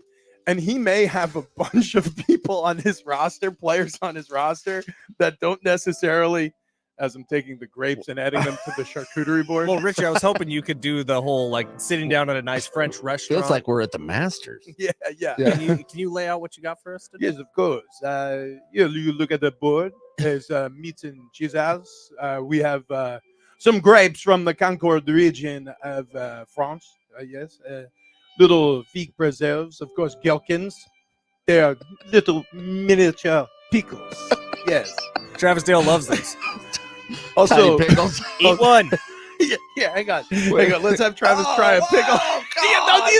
These taste so different. They taste so. Can you hold up your phone and just record yourself? These don't smell like they taste different. No, these aren't dill pickles. These are gherkins, like I said earlier. God, why would you want me to do this? Okay, here he goes. Oh, this is a little tiny pickle. It smells like a pickle. No, dude, why would this be any different than a pickle? Because they're so much smaller. They're very bumpy. Let's eat the whole thing. The whole thing, yeah. Just pop it in. Every time that face, he's so hot. That's also the exact same pickle we made him eat last time. It's the same style. It was the same type of pickle, and he did it again. Dude, he might throw up. Oh my gosh. Those are gross. Dude, he started drooling a second ago. I thought he was going to heave. I was just letting it all fall out. Why would anybody want those? You look like God. you look like the American bald eagles trying to feed their little pippins. little Scotty Pippins? Yeah, they're little Scotty Pippins. Those little Scotty Pippins, they're still sitting on the eggs, man. It's so sad. I like cry. No, dude, it's not good. Yes, and if you move across the charcuterie board to Dan Hurley is a piece of. I will say this. What we call Dan Hurley in France, we call him les incompetents. Yes. It's and he can eat the stinky fromage, sticky with their dog legs. Yes. You know what? You can get away with saying a lot more dirty words when you do it with a French accent. It does help. He's a dirty, rotten. How do you say pubic hair? Monster. That's what he is. Yes. Yeah. He's like what you call fungus. Yeah. Yeah. Ball sack fungus. Anyway, so that does not feel nearly as offensive. Like because something's lost in translation. Right. It just feels like we're just chatting with a French guy who's trying to get a handle on the English language. Oh God! By the way, that's how I got convinced to dye my hair. It was just a French. Oh yeah, that's right. It was just a French guy who gave a compelling argument. His argument was my hair looked awful. That's all he said, and I was like, "Oh, I guess you would know better than anyone. You are French, after all." Your hair looks awful. That's all he said. Wow. That's how it happened. Wow. Yeah. So, anyways, Aztecs lose. But listen, a lot of people are going to be smarting over the loss. Here on this show, I think we've done a pretty good job of staying pretty measured about the Aztecs overall because, look, back-to-back Sweet 16s from a mid-major program. I get it. Everybody had high expectations. And when you have lofty goals, it does hurt when you fall from them. Mm-hmm. But they've gotten to such a high platitude with the money that the athletic department has to spend, with the name, image, and likeness money that they have to spend. It's unbelievable that we're talking about this. Right? Yeah. Yeah. No, I agree. Meanwhile, Padres winning. Yeah. Now there we go. We haven't had really grounded expectations for. And that's 2 in a row, man. Wait, our opening remarks on the Padres were they will never lose again. Were you guys happy with Jackson Farrell-Merrill's performance? He caught a ball in center field. That he did. He grounded out a few times. He did. I think got walked once, right? Okay. You can do no wrong. As far as I'm pretty concerned. good. Pretty good. Meanwhile, did you guys see Juan Soto's performance out in New York? Nah, he's dead to me. What did he do? Yeah, what did he do? I didn't see it either. He's a superstar. Did he hit a home run? No. What do I care? Well, he made an amazing play in the outfield. I mean, threw the ball from basically the wall to home plate to save the go-ahead run. Yeah, I mean, and look, the place goes nuts. If you look all over Twitter, looking at the Yankees feeds, it's like Juan Soto, New York Yankee. Like, I think he has like ridiculous odds to win the MVP this year too in Vegas. Well, cool. Like you'd be paying Vegas to bet on Juan Soto. I'm gonna be honest with you. It does grind my gears a little bit that it didn't work. Well, I mean, I say that they got to a championship series with Juan Soto, and he did contribute during the playoffs. All right, and if Dylan Cease is great for 2 years, that helps a little bit. Yeah, Like we got Dylan you needed Cease, pitching more than you needed a right field or a left fielder. Yeah, so cease and desist. And there it is. What? You have a live read. You're asking for it, and it's your 1.5-minute live read. Imagine that's his nickname. Like on Pro Baseball Reference, like his nickname's End Desist. Why do you do this right before draft? What? Like What? That wasn't lap worthy. Depends on who you ask. Man, you're close. You Don't- are right. You don't ask Dylan I'll tell you because what, I'll you're tell you what. dangerous, Maverick. You're dangerous, Maverick. Skating That's why the line. nobody wants to fly with you. You killed your partner. Dangerous. It happens. All right. Listen, I'm fine with skating the line. I do like this music. It's really nice. Yeah. It actually is very soothing. I was feeling bad when we were talking about the Aztecs, but for whatever reason, when we have classical music playing, it calms me down. It does. Very soothing. Are we going to get Bravo up on the screens at all? Or Yeah, we should do that. We should probably definitely do that. Yeah, it feels better. Also, we're going to make way for a very special holiday this weekend. Easter is coming. Now, while we're not going to practice any sort of egg hunting today, we're not going to do anything religious, certainly in studio. But we will talk about the candy. Yeah.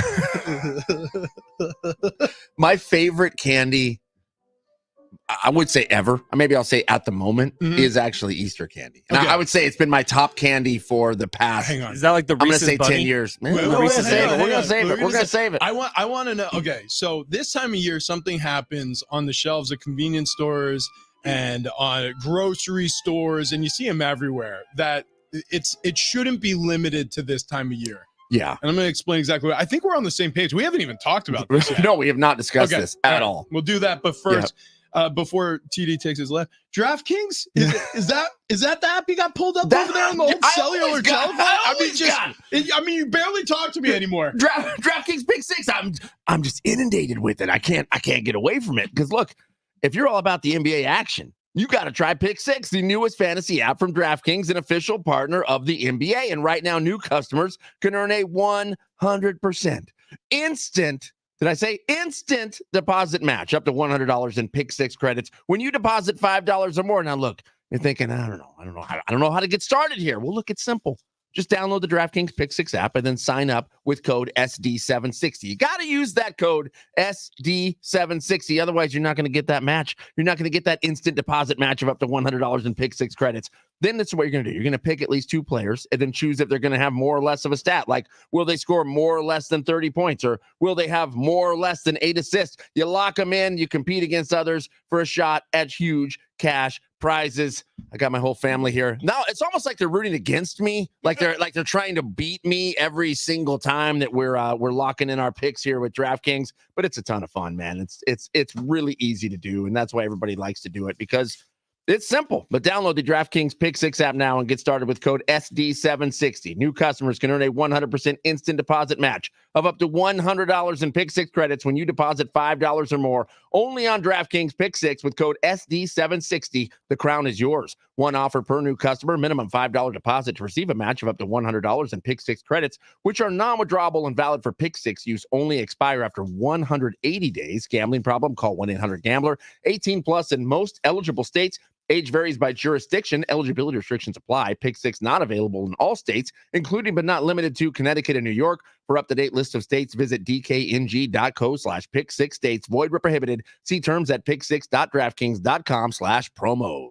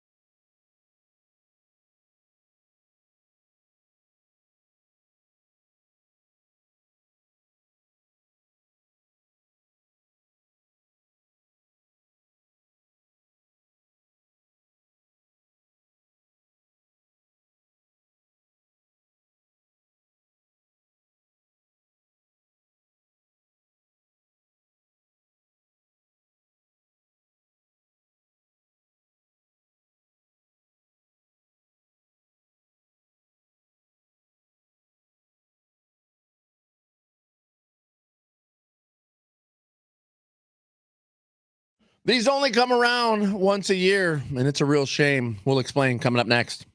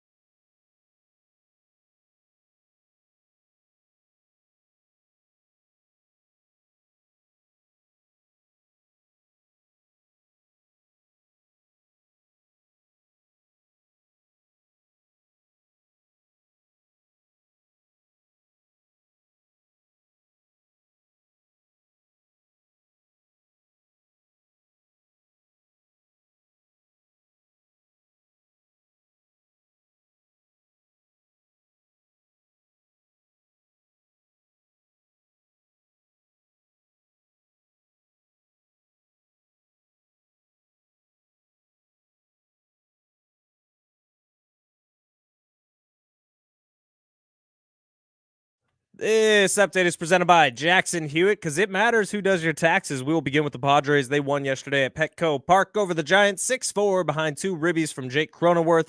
Back at it today against the Giants. Joey Musgrove on the mound, 6:40 first pitch, and join the Darren Smith Show and John and Jim out at the Naughty Barrel in the Gaslamp from noon to 4. We'll get you ready for the game. College hoops Aztec season comes to an end after falling to UConn 82-52 in the Sweet 16. That marks an end to the greatest 2-year run in program history, but the Sweet 16 will continue today. Listen to Westwood One's coverage right here on 760 beginning at 4 o'clock. You just burp mid-read No, there? it was kind of coming, and it didn't actually go all the way. Just kept it down. Why are people saying Jackson Hewitt to Jackson Hewitt? Well, when you switch to Jackson Hewitt, they're going to beat what you paid last year on tax prep, even if you filed online. Proof of prior year payment required when filing. New clients only at participating locations through April 7th. Terms at jacksonhewitt.com.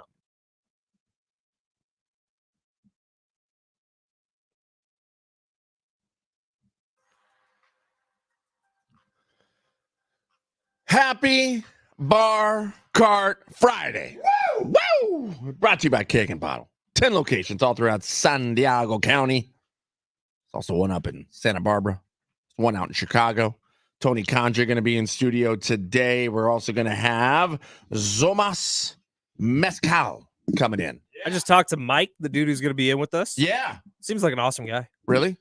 Is that the guy we met at KMB Bistro? I don't think so. Mike is located on the East Coast. So if Oh, it is okay. the same guy, he made a special trip out for the big game tailgate, Well, which wouldn't surprise Why me. wouldn't you? Why wouldn't you? Yes. Bigger City and Flesh, San Diego Sports 760. We're going to be sampling a Mezcal Mule, a Mezcal Paloma, talking a little Padres. Whew. I like It's going to the be a good sounds of time. that. Good time. Giving away some Social D tickets coming up in a bit. They're going to be out at the North Island Credit Union Amphitheater April 12th. Special guest, Bad Religion. Tickets and info, Ticketmaster.com. Also a $50 gift card to Islands coming up. Islands has a vast menu of items, a family-friendly, beachy vibe atmosphere with delicious food and drinks. Islands has the happiest happy hour starting weekdays at 3, the cheesiest cheddar fries, and the coldest beer in town. Visit Islands Fine Burgers and Drinks. Keep listening for your chance to win. I need some those. advice. Yeah, talk Yeah. to From me, both of Goose. you. Yeah. On Sunday, I have to go to some like fancy Easter thing, like a private golf course up in Long Beach. Like a brunch and an Easter egg hunt? yeah, like a Tux- big deal. Tuxedo. No, but there is a Yeah. pretty serious dress code. Top hat. Yeah. like pants. What? Guess who can't wear pants right now? Oh. They also don't allow Whoa. hats. Guess who never goes anywhere without a hat? Ooh. Like, Top this hat. feels Top hat. wrong to make me go to this thing, right? Okay, this is what you do. What about like a I'll tell you. fedora? This is simple. This is super, super simple. And you'll be able to get it shipped via Amazon. Trust me, I've done this. You dress up like the Easter Bunny. Oh my gosh. Yeah. So Yeah. I listen, mean, it's I'm like not- a win-win. Yeah. Listen, the real Easter Bunny may be there, kiddos. Like he may visit, but you go and you pretend to be the Easter Bunny's helper, and you buy a costume. You put that sucker on. You get out there. Maybe help hide a couple of eggs in your wheelie bop. That little scooter you got, Will. Yeah. You know what? You got to decorate that thing. Here's a question: Is it a requirement for the Easter Bunny to hop? But well, you are. I You mean, only got one foot, Lieutenant Dan. You're boot scooting. You only got one. You don't have no legs, Lieutenant Dan. You're fine. You're fine. You're doing it. Wait, yeah, that solves all the problems. You going solo? Or you taking Kindle? Oh no, yeah, she's the reason I'm going. Oh. I imagine no, I just show up to egg hunt. What are you guys doing? There's I no thought you got chance I'm invited. going to this thing if it wasn't Kendall making me go. I thought Come you got on. invited to some golf course. Oh, that's true. Yeah. To actually golf. That's what you think. No, imagine he was like, no, I'm just here for the kids. Just like showing up and creeping out families while they're enjoying their holiday together. Think about what's happening Sunday. Like if I had it my way, I'm on the couch all day Sunday watching basketball. My kids are 24, 22, 20, and they still expect an egg hunt. So damn it, they're gonna get one. Yeah. Although now it gets hard. you've really got to try to stretch out childhood as best you can. Yeah. And it becomes harder and harder Yeah. as the kids get older Right, and but at older. a certain point, you got to say, no, you're on your own insurance, bud. Well, they also expect cash in those eggs. Oh, come on. Yeah. Jesus. It's 2024, man. Gas ain't cheap. You said that What should I put in there? Gas? you said that like Biden. You're like, it's 2024, man. Filling Easter egg inflation bills and Pirates of the Caribbean. Well, I don't know. Let the bass drop. Your Easter baskets are filled with candy, I assume. Dude, so Okay. the Easter baskets that the bunny leaves for us always has candy. Whether Annie, my wife, likes it or not, they always have candy, and it's because of a specific candy. Oh, really? There's one specific candy. Well, let's see if it's on the list here. DoorDash released their top Easter candy. This is from 2023's data. Obviously, 2024 is not complete yet, so they don't have it. But coming in at number 10, Ferrero Rocher Fine No. Hazelnut Chocolate Easter No. Bunnies. Right. I've never even seen You those. say Ferrero Rocher? I don't know. Okay, good. Yeah, Ferrero Rocher. I'm American, man. You say Ferrero Rocher. You say hazelnut. You good hazelnut in America? Covered with chocolate. Those are the ones that are like the little round balls wrapped in foil, but apparently they made an Easter bunny. It kind of looks like if somebody. Well, look. The point is, What? it's not an attractive looking candy. They Even when ta- it's unwrapped. Yeah, Right. they taste good though. Yeah. Now coming in at number 9, Peeps Marshmallow Chicks Candy. I don't know how that makes the list, other than their people are buying them as a joke. Yeah. Now, do people actually like Peeps? There's one person who likes Peeps. Oh, he likes them a lot. yeah. Assistant program director Mike Usher loves him some Peeps. Yeah. And as a matter of fact, in honor of Michael Lewis Usher, I'm giving him a middle name. That's a Michael Lewis Costa. Oh, okay. Michael Vincent Usher. Okay, I like it. I like it. We are going to do our first annual Peep show. That's right.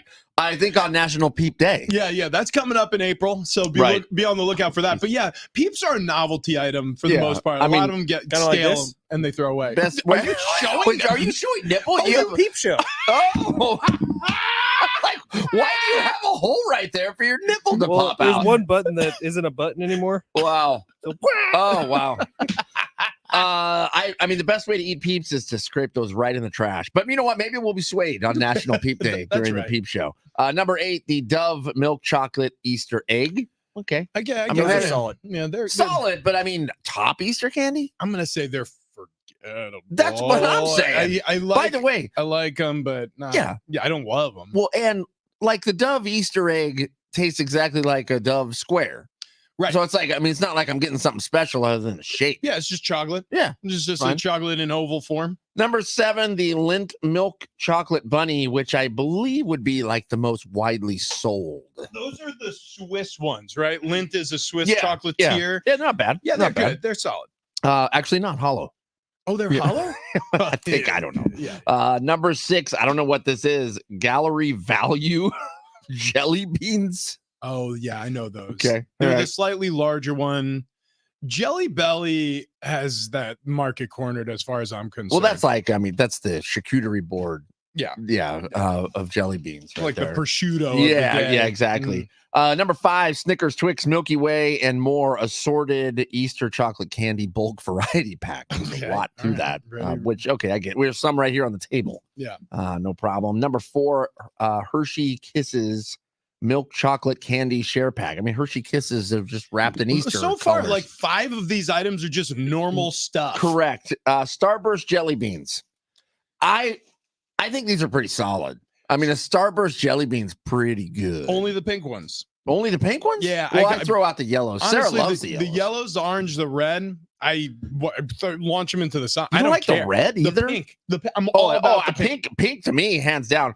Number 2, the Cadbury cream egg. Okay, Wait, what's number 1 then? hang on. 'Cause that feels like the number 1. So I'm gonna need to hear number 1, and then we'll return to my thoughts on the cream egg. Okay. All right. Number 1, Reese's milk chocolate peanut butter egg. Yeah, that's fair. All right, Okay. listen. I disagree with With this list. all due respect to the Reese's peanut butter egg, I get it. I know it's in the shape of an egg. Right. Whoop-de-doo. Okay. I can get a peanut butter cup 24/7, Correct. 365, 366 on a leap year. By the way, Reese's, you shape these things like Christmas trees. You shape them like eggs. You shape them like bats. You shape them like pumpkins. In my personal opinion, and I'm basically a Reese's connoisseur here, the chocolate to peanut butter ratio is wrong. It's wrong. What? The best ratio are the miniature ones wrapped in gold foil. Thank you. Somebody needed to say it. Listen, Somebody yeah, needed to say look, it. so this Sorry, being the too number much one, peanut butter for Travis. the number 1 candy, no way. No way. It's the Cadbury cream egg, and here's the reason why it's number 1. It's number 1, and maybe this is kind of like the McRib at McDonald's. Maybe this has a little bit of scarcity, increases interest for me. I don't care. Whatever mental games they're playing with me, Cadbury, if you're listening, and I know you are, I need you to listen carefully. These need to be available every single day of the year. Thank you. The Cadbury cream egg is such a special, when that starts hitting the shelves, and usually, boy, when does it? It's usually right after Valentine's Day. We start seeing it, occasionally earlier in February. Maybe. Sometimes. Maybe. But dude, as soon as they start appearing in that little cylindrical container next to the cashier, and they say, do you want me to throw? Actually, they never ask. And it's so rude. But I wish they would say with every order, would you like me to throw in a Cadbury egg? And I always say 2. I would like two because I want one for the car ride home. Yeah. And then I want to walk through the door eating one. And when Annie goes, oh my God, did you get me one? I'd be like, oh no, they only have one left. And then I just eat it. And it's got the white stuff and then the yolk, the orange stuff. I think it all tastes the same, but in my brain, it tastes different. It's magic every time. I love the texture of it. I like the flavor of the chocolate. Why this is only available for like 3 months of the year makes me want to punch somebody. Hang on. I agree. However, start of October, you'll start to see some Cadbury eggs. And what the hell are those? It's a Cadbury egg that's like white and green inside. It's like it's for Halloween. They're coming out with those a few years ago. So you get them twice a year. But we're talking total of what, 6 weeks over a 52-week stand? Hang on, tea timeout. 30 seconds to scorer's table. Do they taste the same as the Cadbury eggs? I think so. But in my head, I don't know if it is. I don't know, but I think it is. I will also say that there were a couple years that I boycotted the Cadbury egg because it wasn't the Cadbury egg. Yeah, just do that. Why change a great thing? Just do that. At very least at Halloween time and Easter time, but all year long, please, for the love of God, please. All right, that's okay. End of we did rant. it. So okay. top candy. No way that's a top candy. That's not, yeah, I don't like that list at all. I do not like that list. Okay, we move on. We have the best bracket ever that is currently roaring on. We have some stiff competition in our very own Elite Eight. As the March tournament turns to the Elite Eight, we'll get a full update there and some analysis provided by Ben Fletcher in just a second. But before we do any of that, got to talk to you guys about my feet, because my feet, they're connected to my ankles, and my ankles, they're connected in some way to my knees, my hips, my back, and also my spine in general. All of these areas could be areas of pain for you. They were for me. And if you get these Good Feet Store arch supports, you will see a complete diminishment of that pain. It's, well, let's put it this way. For me, I walked out of the Good Feet Store first week. I felt great. I was walking around like, well, I didn't think this was going to work, but it does. And then after 2 weeks, I started waking up without any back pain. I was like, that's strange. Normally every day I feel my back a little bit. A month later, I had kind of forgotten I had back pain. That's how good these are. That's how good they've worked for me. And this could be your story too. So if you're nervous about the spring coming, a lot more walking around, playing golf with people, getting on your feet and doing some things, you don't feel like your body's quite in the shape it used to be, you need to go to the Good Feet Store, because these arch supports can really help you too if you have any lower body joint pain. Goodfeet.com to book your appointment at your nearest location. That's goodfeet.com.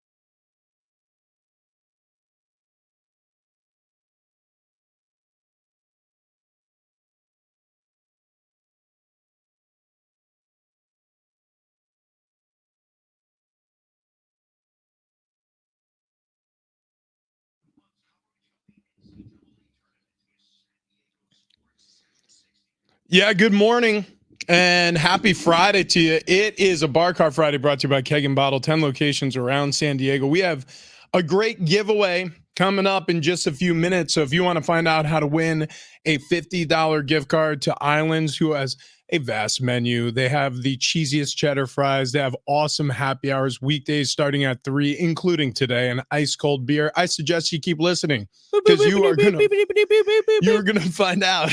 We also have Islands gift cards all next week. Oh, we do? Oh my gosh, yeah. March is about Islands gift cards. We're giving plenty of them away. So we're pumped about that. Also pumped in just a few minutes. We're going to be sipping on some Zomos, some mezcal. We're going to have ourselves a couple of cocktails. We're going to sip on this delicious spirit. But before we get to all that, got to give a quick update on the best bracket ever 2024. We have the Elite Eight. It's waiting for us the same way it is for the March tournament. And some surprising runs early in the bracket. So House to Yourself beating out Ice Chest Beer moves on to face BBQ Smell. That beat up on Slurpee pretty big. So on the west side, that's where we start. House to Yourself against BBQ Smell. Now, Fletch is going to come in studio once we have a fuller studio and a little bit more of a crowd to do his analysis. But it's going to be on the scooter. On the he's going to scoot in. We got to make sure there's some room for me. Yeah, we got to make sure get I'm a wide load these days. New Peeps. goofing. Yeah. We could give him some room so he can scoot. And then you look down the west side to the next matchup. It's Wings taking on Sundresses. Now, Sundresses absolutely dominated photo finish P. They're Wings, UConn, dude. Yeah. yeah, Wings goes against a competitor that many people feel like could win the whole bracket. Sundress is a huge favorite as a 7 seed. So snuck into the tournament, but going to make a lot of noise. And then we look at the East. Now, TD, this is where it gets interesting because Freebies really beat the crap out of Perfect High Five. Yeah, right. But so did Unexpected Nudity take down the Alone in Your Car fart. So, Yeah, I mean, so when you really look at this bracket, it's two juggernauts. it's two juggernauts out of the first. Speaking of unexpected nudity, Yeah, juggernauts. good. Thank you for that tie-in.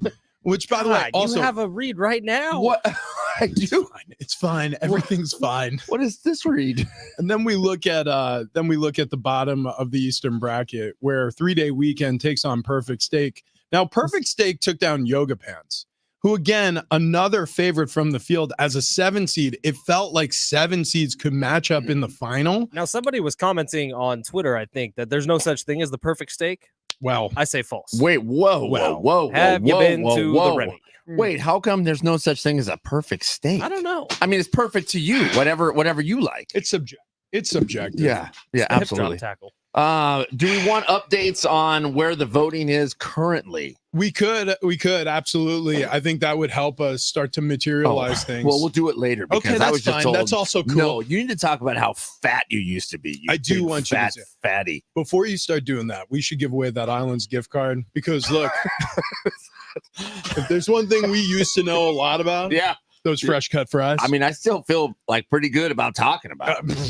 You're damn right we do. And if you want to win a $50 gift card to Islands, all you got to do is call in right now at 877-767-4760. That's 877-SORG-760. If you're wondering how to spell SORG like the rest of the United States, SORG. They gave us a really good phone number, so we like to give it to you that way. Yep. What's the other way we could? It's 877 Popism? Popism 0.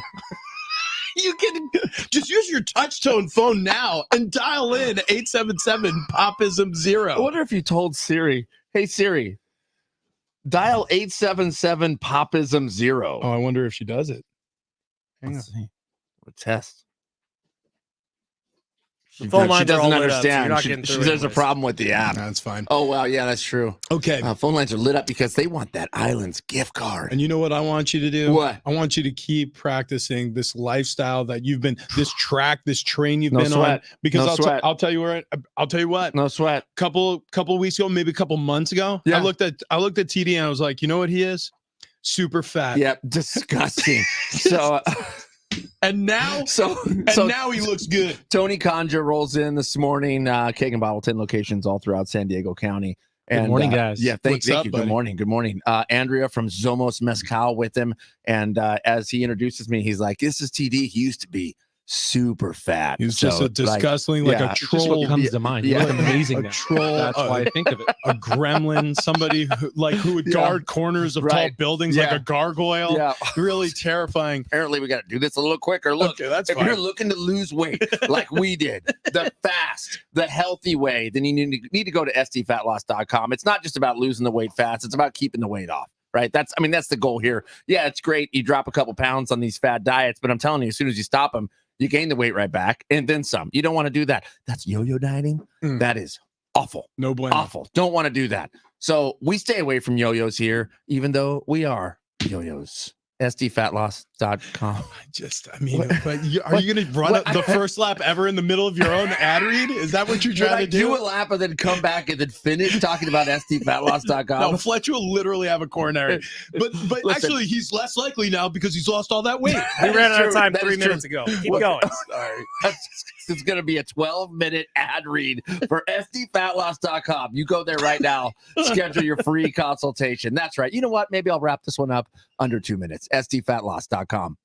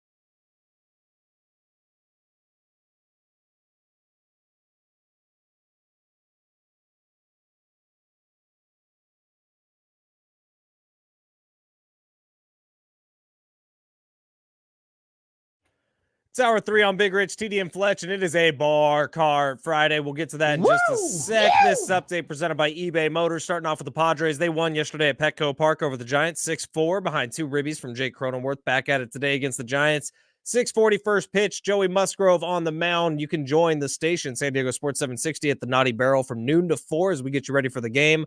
I'll be out there. You can come high-five me. Just don't touch my foot. And in college hoops, Aztec season comes to an end after falling to UConn 82-52 in the Sweet 16. That puts an end to the greatest 2-year run in program history, also marking the end of Jaden Ledee, Darion Trammell, and Jay Powell's collegiate careers. The Sweet 16 continues today. Listen to Westwood One's coverage right here on San Diego Sports 760. It gets going at 4. eBay Motors, here for the ride with the parts you need for the prices you want. And with eBay Guaranteed Fit, it's guaranteed to fit your ride the first time, every time, or your money back. Keep your ride or die alive at ebaymotors.com. Eligible items only. Exclusions do apply. Thank God it's Friday! It's been a long week and the fellas are thirsty. Scott. Here it goes down into my belly. It's time to cruise into the weekend. Big Rich, TD, and Fletch present Bar Card Friday. Brought to you by Keg N Bottle, with the best selection of bourbon, whiskey, tequila, private section bottles, and more. My problem is I drink too much, way too much. Yeah. I get my doctor a urine specimen. There was an olive in it. Now, let's pour some drinks. Yeah! Woo! Happy Friday to those who celebrate Big Rich, TD, and Fletch with you on a Bar Card Friday. Let's go, boys.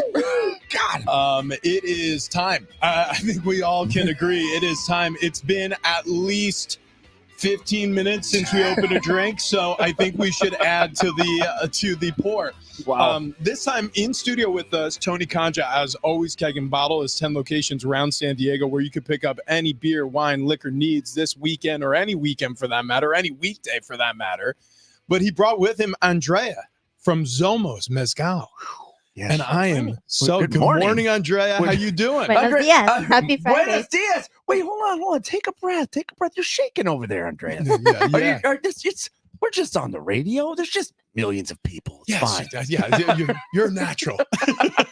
Also, we have with us Mike, who owns Zomos Mezcal, joining us via StreamYard. It's our viewing platform. If you watch on YouTube, on X.com, you see our shining faces every morning. And this time we're joined by Mike as well. Mike, how you doing, bud? What's up, gentlemen? Nice to meet you guys. Good to be on. Nice meeting you. Hi. Yeah, glad to have you on the show. Glad to be sipping on your mezcal. We got the bottle here sitting in front of us. We got what type of glasses do we call these again? The Glencairns. Oh, the Glencairns. It's kind of like a snifter for anybody. It's got a wider base. It's got a narrow top. Good for us to test the nose, Mike. Here we go. Let's give this mezcal a sniff. Ooh, I almost gave it a sip. Yeah, no, it smells good. Dude, that's It's got a good nose. I sniffed and I was like, yep, let's give it a sip. What do we think, boys? I think that's magical. That is magical, Mike. I think you found, Mike, I think that's the answer to the question I was asking myself this morning. Like, how am I going to get it going this morning on a Friday after a busy Thursday, opening day for the Padres? We were all downtown celebrating. There were drinks poured. We woke up a little sluggish this morning. If you're interested in getting your weekend going the right way, little Zomos Mezcal is going to knock you right. Get you some. Yeah, no doubt. But it all starts with the Padres, by the way. Let's start there for a second. I'm gonna welcome Mike Schilt. They call him Shilty to the party because my prediction for the Padres this year are big things, and Shilty's going to be a big part of that. So that's how you kick things off, is how the Padres start things the way they're going to start, and they're going to be hot all summer, and that's an exciting team you guys have in San Diego. I thought you were about to bring Mike into frame just now. Yeah, no, honestly, I was like, Mike Schilt is joining us. He's live via Zoom on the East Coast. Somehow he left Petco Park immediately following the game. He will not be back for first pitch tonight. Every morning he heads down to Mexico and has to cut the piñas. It's me and it's Mike. We do a show called Mike and Mike.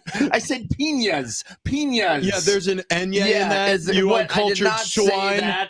Wow. As Fletch whispers into my ear. I don't know. I have to cut the tape. Well, I said it and I thought, I hope I said that correctly. But whatever I meant to say was piñas. Yeah, that's right. Yeah. Oh, yeah. We all know. Right. Wink. Anyways, Mike, so let me ask you this question, because we were catching up with Andrea before we got going here on the show, or I should say in the 8 o'clock hour. How did you get into the liquor making industry? Like, how did you get into this business? Why did you want to make mezcal? Well, it's interesting. I grew up in La Mesa. I went to the legendary Helix High School. Some of you guys may be aware of Helix High School. Alex Smith, Reggie Bush. Yeah, we're familiar. Yeah. So I grew up. I was born in Mexico City. Moved to San Diego as a kid, and then ultimately I played baseball at Helix. You may remember the Gross Mile League championship team of '96 and '97. Anyway, I went off. My day job for the last 25 years, I was a sports agent. And I worked for a lot of the biggest sports agencies around the world. But about 4 years ago, I got approached by a buddy of mine. He said, "Listen, I'm getting together a group of guys and girls. We're putting together sort of the Hispanic, the Mexican Marvel superhero team, and I want to talk to you about it." And I said, "All right, let's talk about it." And we started talking about mezcal. And I said, "Listen, I'm not a huge mezcal guy. I'm not. I just haven't my entire life. But listen, let's talk about it." And we started going through this idea, right? What the brand was going to be, what it was going to represent, what it should taste like. And I said, listen, I think it's important for those that aren't, sophisticated mezcal drinkers to be almost a gateway mezcal, right? Light smoke, great flavor, super smooth, ultra premium. I think there's a huge opportunity here. And so the team got together and we went down to Oaxaca and we met with this woman named Isabel, who's our maestra mezcalera, right? Who's one of a handful of female mezcaleras in the world. She's phenomenal. And for the last 3.5 years, we worked on this, what you guys are tasting now, which we are super proud of. We just won double gold in the New York Spirits competition and have had, tremendous feedback. So that's super exciting to make sure that you guys appreciate as much as our team did. And that's what happened, So it was, my career is doing what I'm doing, but I met these amazing people that all had shared sort of philosophies on a lot of things. And most importantly was, let's create a Mexican owned, Mexican created, passionate, ultra premium mezcal brand and bring it to the world. And we're super excited about it. Yeah. I mean, you're killing the game, man. Now the difference between a mezcal and I guess just a tequila would be one, I guess, where it's harvested and then the roasting process. Is that correct? Yeah, Andrea, you want to talk about some of the details? Mm-hmm. Some of the primary differences are indeed the region. So most mezcal is produced in Oaxaca, whereas tequila is from Jalisco. And then it has to do with how the agave is processed. Could you put that mic right on your mouth? We don't want to miss anything. Yeah. There we go. Perfect. Yes, the production process is the primary differentiator. Yeah. Mezcal is roasted in underground pits. Almost think of barbacoa, and it is baked in a different type of oven. What was the word that was used? Isabel, she's what's the word to describe her? Mezcalera. Maescalera. I'll tell you right now, when I go to weddings, when I do the maescalera, I mean, people yeah. Dude, I tear it up every time you do quick turn, quarter turn, and then I'm back at it.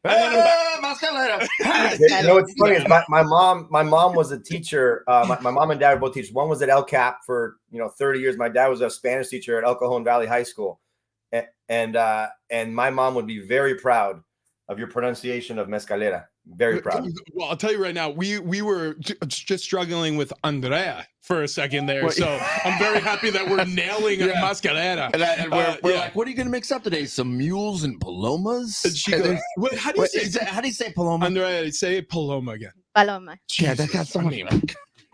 I want 9 of those. Wow. Whatever she just said. Sounds good.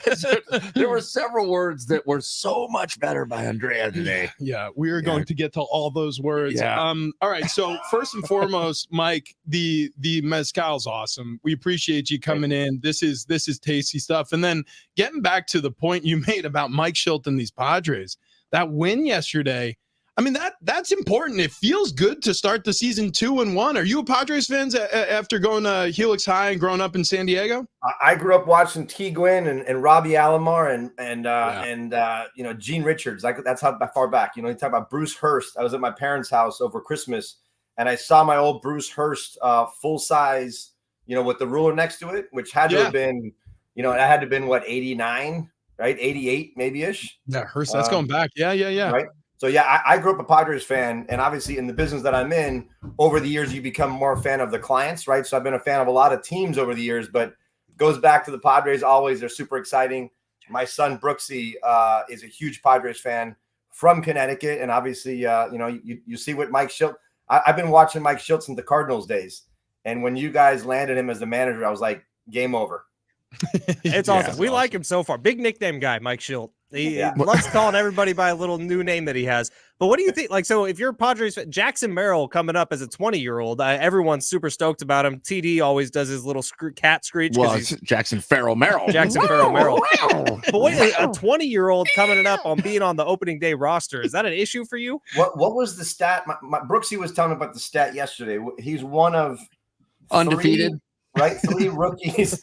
One of 3 rookies that started in center field behind Griffey and somebody else. Did I read that right? That sounds right. I think you're right. Yeah. Wow. I'm going to look it up right now. He's a stud. He's a stud. And I think what you're seeing, there's a big trend in baseball that you're starting to recognize. Like, why are we waiting for these guys to be 26, 27, 28 years old? Like, oh, there it is. Let's get them found going. it. So the stat is at just the age of 20, he's going to join Ken Griffey Jr. and Andrew Jones as the only rookies to ever start in center field in the history of baseball. Well, if he has half of their career, I think we're doing okay. Yeah. Hopefully it goes as well as Griffey Jr. and then we're going to be good. Yeah. Well, the other 2 guys going back to San Diego folklore is Ian Rand and Jaime Jones from back in my era, 2 of the greatest defensive center fielders of all time. They didn't quite pan out like Griffey. But my nod to those 2 boys that were studs in high school.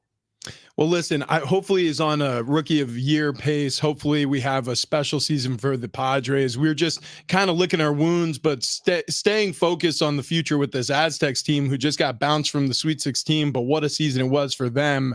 We're going to take a quick halftime, and then we're going to try a paloma. Am I saying that correctly? Got it. No, come on. Okay. Paloma. It's so much better. So much better.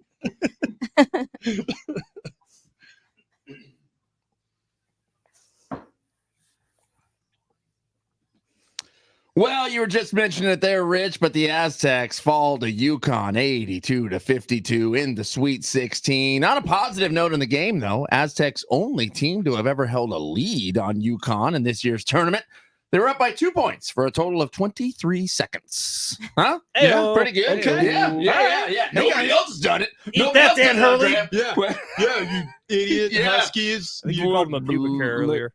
Yeah, Oh, that's correct. You did. Yeah, in French, though, so it made it fine. Yeah. I did say something naughty about him. Listen. Yeah. I gotta tell you, I'm very conflicted because, I'm here in Connecticut, right? And this is UConn territory.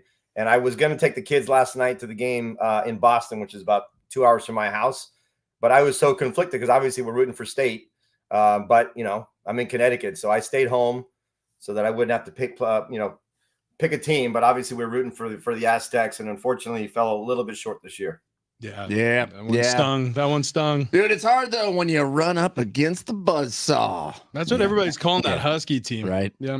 In baseball, we were just chatting about this as well. Padres, so good this season, we can hardly see straight, on pace to finish the season 161-1. Guess what? They are undefeated in the United States.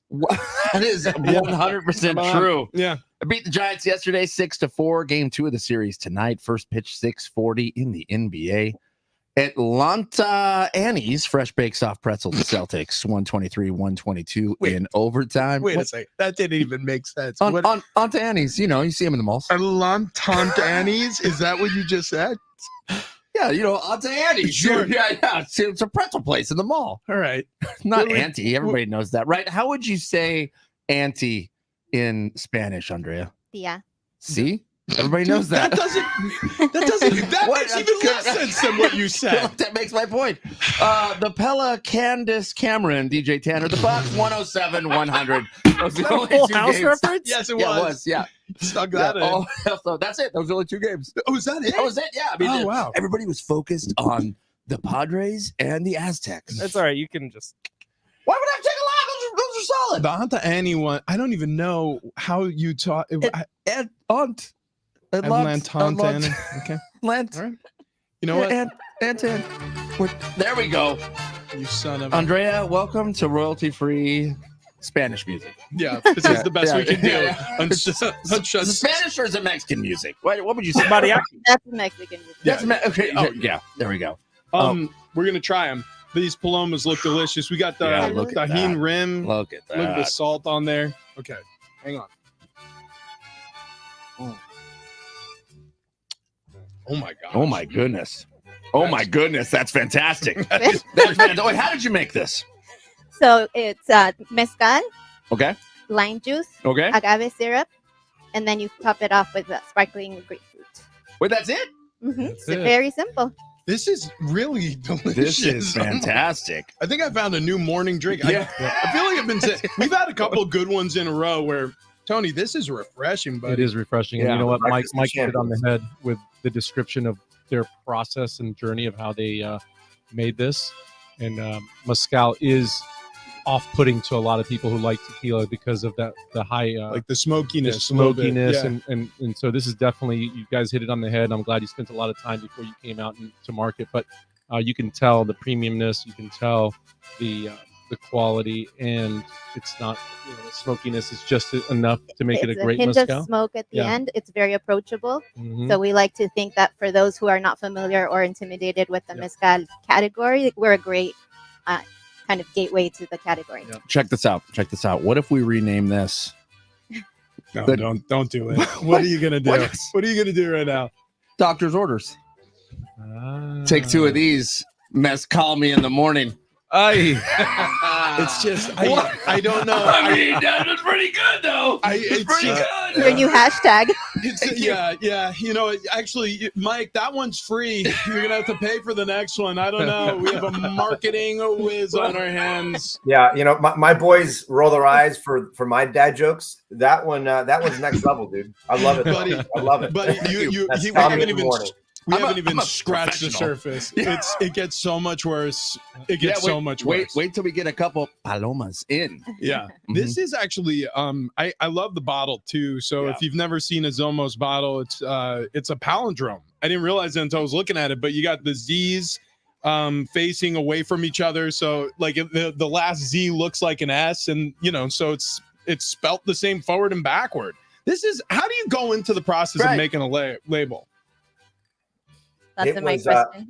Yeah, it was a long process, and even the name, right? The name Somos means we are, right? It's meant to be representative of of the Mexican people and what it represents, and it's now almost 65 million in the U.S. here, so it's super important for us about it being a brand that the Mexican population and those generations of Mexicans that came to the States really can be proud of.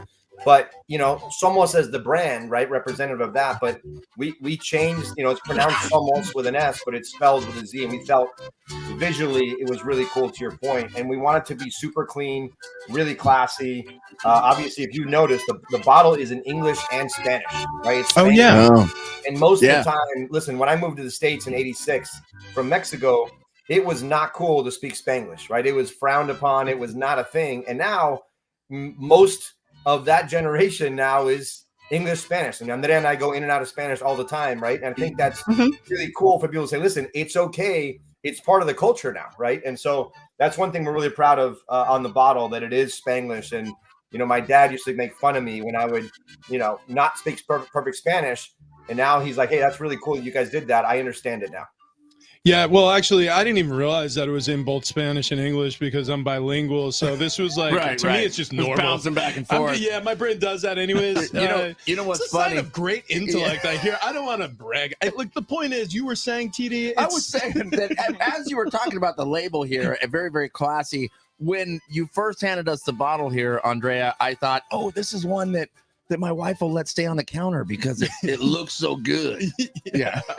So, Tony, Yes. how much damage is this doing to the listeners this week? Yeah. So this is, like he mentioned, a premium bottle, so a little more expensive than we normally have on the air. But for mezcals, this is actually a very great value. So normally $79.99. this week. It's $69.99. You can pick it up at any of the stores Nice. or online. Nice. Shipped right to your door anywhere. So that's a great value. And one thing I wanted to ask you, Mike, I see that you picked Espadin. Is there a reason you picked that over some of the other grains that you could have selected? I was going to ask the same geez, question. Tony, I was way like, to, like, yeah, I mean, you kind of stole the lead. It's fine. You know what? Honestly, Mike, answer his question. Espadin, answer. Go ahead and answer that one. It's the first of many to come, right? But we really, really liked this a lot. And so we said this was the best sort of first take at it. But we're already, our group is in Mexico right now, actually working on the next versions of this thing. So this won't be it, I promise you. Now, Mike, though, but I mean, like, for our listeners who don't know, explain what Espadin is. Yeah, because we know, but we just didn't want to say. Yeah, exactly what it was. Andrea, take it away. Espadin is the type of agave, the strain of agave that we use to produce mezcal. Of course. This one specifically. Oh. Yeah, which, Wait I mean, a minute, yeah, like we knew that. And TD's been told multiple times that he has the perfect build to be an agave cutter. Oh, yeah. I have been told that. Yeah, you're going to say looks like an agave. Yeah. Round and plump. A little ready to be roasted. And honestly, like a little oddly pointy at times, like places that you don't know how cold it is. We liked you better before you took that on the diet. Well, you can't have him in the conference room because there's no tie that fits around his neck, but you have him out in the fields working. Yeah, there's no question about it. So I can imagine this Zomos on a golf course. I can. And Mike, you strike me as a little bit of a golfer yourself, are you? I golf a little bit. I'm probably not as good as I should be for as much as I play, but I do enjoy golf, and I do enjoy Somos on the golf course. And I think I would too, and I think you would as well. So get on over to primetimes.golf today. It's a golf dating app, and it's for salespeople, so you can begin your next client.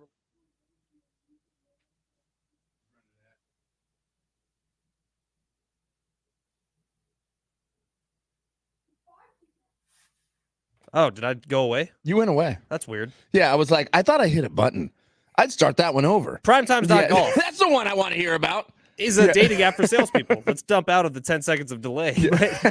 Begin your next client relationship on a golf course with ideal prospects who you can select and who accept your invitation. Meet up for golf, have a glass of Zomos, and expand your network within your industry, role, or community and networking golf groups. Secure tee times for golf with clients or partners at beautiful courses weeks in advance. You grow your business by playing more golf. Primetimes.golf. It's business golf simplified. If you're an avid golfer who wants to play more golf, primetimes.golf is the answer. They got the networking golf, which you go out, you play with 16 other people.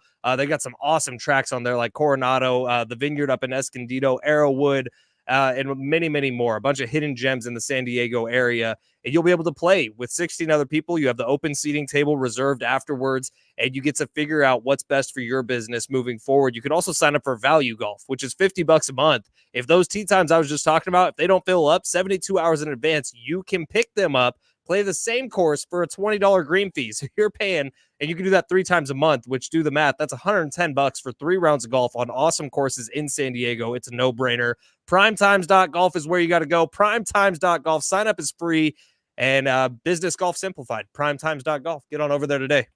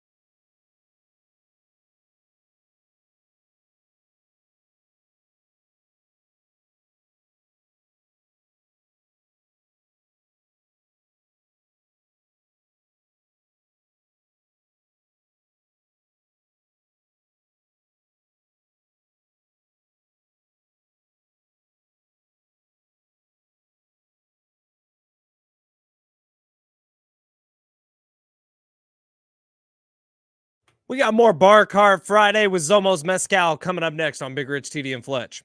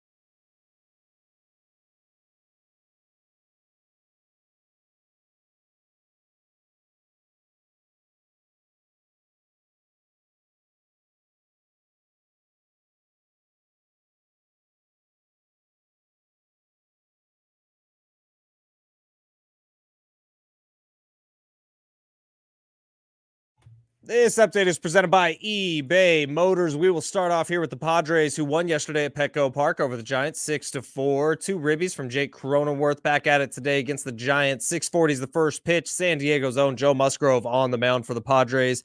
You can join the station, San Diego Sports 760. We'll be down at the Naughty Barrel in the Gaslamp from noon to 4 as we get you set for the game. Darren Smith will be there noon to 3. John and Jim 3-4. And over in college hoops, San Diego State, their season comes to an end after falling to UConn 82-52 in the Sweet 16, putting an end to the greatest 2-year run in program history with back-to-back Sweet 16s. It also marks the end of Jaden Ledee, Darion Trammell, and Jay Powell's collegiate careers. Sweet 16 continues later on today. Listen to Westwood One's coverage right here on San Diego Sports 760, getting going today at 4. eBay Motors here for the ride with the prices you need for the prices you want, the parts you need for the prices you want. And with eBay Guaranteed Fit, it's guaranteed to fit your ride the first time, every time, or your money back. Keep your ride or die alive at ebaymotors.com. Eligible items only. Exclusions do apply.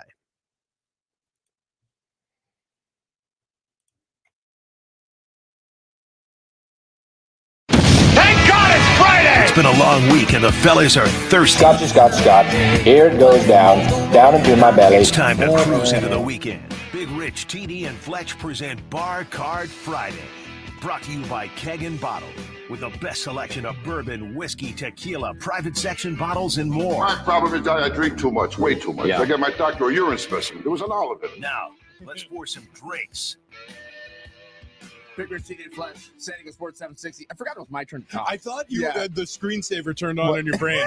Like all of a sudden, it's like those old school are we? Those PC computers. You see the pipes connecting to each other. That was exactly like a 3D Big Rich, TD, and Fletch just bouncing around. You just see like the logo from our show just bouncing from corner to corner inside of his face. 1,000,000% what happened there. Tony Kaja, Keg N Bottle in studio. We got Zomos Mezcal. We got a charcuterie. Yeah. Zomos. It means we are. Hold on. Time out. In the break, Rich had me do a shot. Oh, and, yeah. So listen, we ramped it up quick. Okay. I think I got TD drunk at the show break. We got social D tickets. we're going to be giving away here very, very shortly. We also got that. We already give away a $50 Island gift card. Yeah. Now, Mike, Zomos Mezcal, it's got to be a big seller in Happy Valley, right? Oh, yeah. We are Penn State. Yeah. Yeah. Dude, Somos Penn State. I never even connected the two, but you can say that. Oh, my God. Viva Mexico. I'm going to have some cheese. So, Mike, honestly, though, so what's the plan, man? Because this is great juice. How do you get this to more people? Because I never heard of Somos before the Big Rich TD and Fletch tailgate party, the big game tailgate. Okay, let's rewind. See, I'm not the only Big one. Rich TD and Fletch. What happened to you Big guys? game tailgate party. Sorry, we took magic mushrooms at the break, and so we are tripping balls right now. No, I'm just kidding. There we go.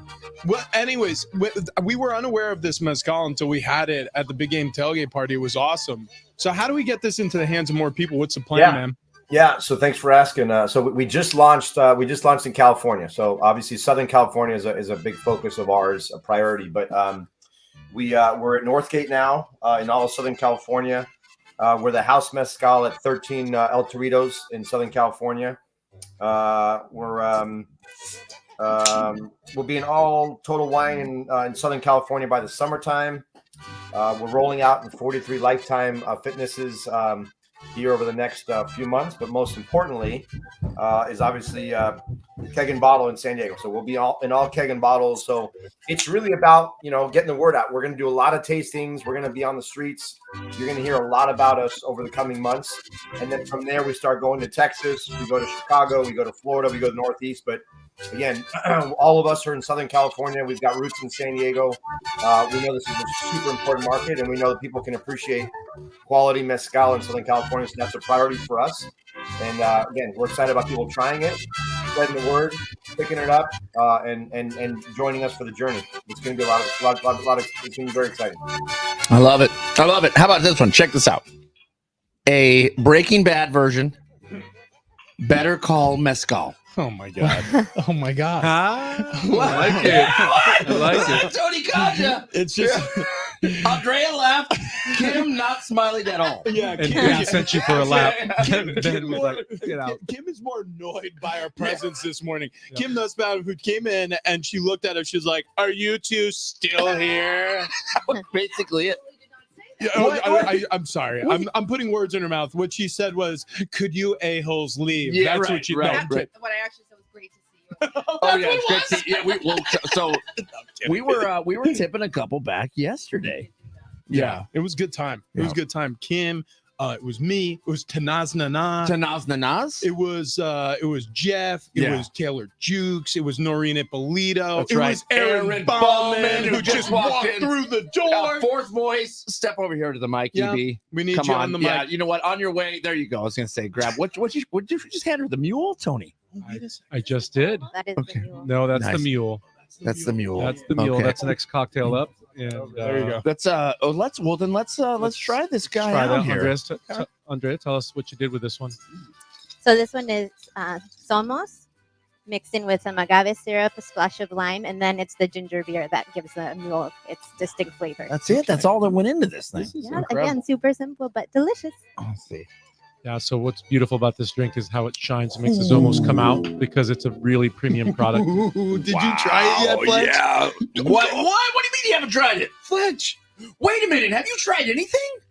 Are you just in there just? I had a skating sip by? of my Zomos. Whoa, whoa, whoa, You know whoa, whoa! I'm going downtown. You didn't try the doctor's orders? No, I got a really busy day. You better mezcal Saul. I know you get a lap too. Hey, check this one out. Check this one out. Yeah. See the color of this one? Yeah. What if we called it the Blondie, and you could mezcal me anytime? They're getting worse. Yeah, they are. Yeah, this is.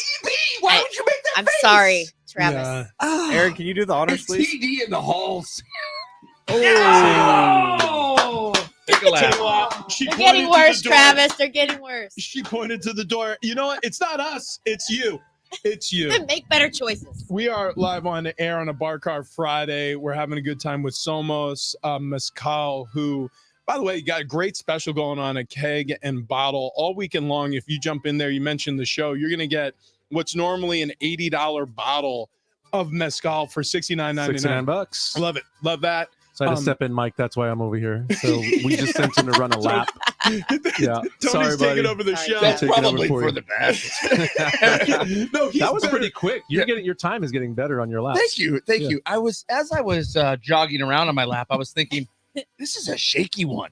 Like there was a lot of vibration. Oh no. Yeah. No, hang on. No. I mean, in my head. In my head. I thought for sure there was you were setting us up for another pun. No. Okay.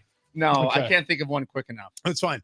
Listen, we don't need you to. In fact, for the rest of the show, if you don't do it, you're not letting anyone down. I feel that's wrong. I mean, come on, hangers, bangers, roadies, dogs, help me out here. Yeah, we haven't checked the text line yet today either. I'm sure there's a A lot of people say take a lap. Yeah, TD. that's what I was gonna say. I mean, maybe you don't want us to go fact, to the roadies, the dogs, the hangers, very the bangers. literally the top one. Take a mezcal lap, TD. Wait, like another one? Is this after EB pointed at the door? This is my favorite. Wow. This is my favorite version of TD, where he starts the show hungover and then we get him drunk. Yeah. It's like Bring it right back in. yeah, Wow. it's like literally he just left the fire and we sent him right back in. Trav would actually hate the text line today. TD, you are so wrong. Reese's eggs are the best, only second to the Reese's Christmas trees. Wow. But then again, I Really? agree. I agree with him. Cadbury. Yeah. I agree with you. Cadbury is the way to go. Cadbury is the way to go. I don't know. If we're My talking- wife's FaceTiming me. Hey, You what's should going on probably with answer that? it. Should I answer it right Let's now? get it on- Actually, I'm going to ask her a question. Hold on. Answer tell her she's on the show, so Okay, we're hang on, not hang on. breaking You any hung up, you laws. hung up. Okay, well, call her back. Hold on. Because Hold I on. do want to ask Wait, her. do we just want to call her? We should probably. Hey, you're on the air right now. Just a heads up. Hey, Sarah. Okay. Sarah, I got a quick question for you. The three of us, when you looked at us, like say 7 months ago, and we were much larger people, would you say we were super fat? Can I say that? Yeah, you can. You can. And you know Just what? tell the truth. Honestly, you said it all right there. Okay. The reason I was calling you earlier is because I wanted to tell you that we took the board for Yeah. charcuterie. Yeah, we made a charcuterie Yeah. board. Yeah, no problem. Yeah, we No just problem. wanted to let you know now that we have it. Yeah. Anyways, I'm gonna bring home some Zomos Mezcal. Yeah. Yes. Look at this bottle, Sarah, by the way. Yeah. Check this out. Look at that. Yeah, here, Huh? show it to her on the face. You know, you're only showing her the microphone. I know, but I'm trying to like put the microphone so you can hear her. Yeah, but the sound comes out of the bottom. Oh, yeah. So Sarah, would you say that like for maybe not. example, Maybe would you say, for example, like when you looked at Travis, you're like, that's a heavy fella, like say about 7 months ago? It's a yes or no question. Belly got much smaller. Whoa. Hey, listen, Come on. you heard it from the man's wife. SDFatLoss.com works. It works. So if you too are fatsos like we were, I mean, the three of us, we were. You should have seen Travis's neck. Come on. His measurements were 38 around the waist. It was 55 hang on, around the neck. 40 you beat me to it. It was unbelievable. It was unbelievable. I mean, Fletch, he went on. Did he just say double D? Yeah. Fletch went on a vacation, and they actually kicked him out of the resort. It was all you can eat.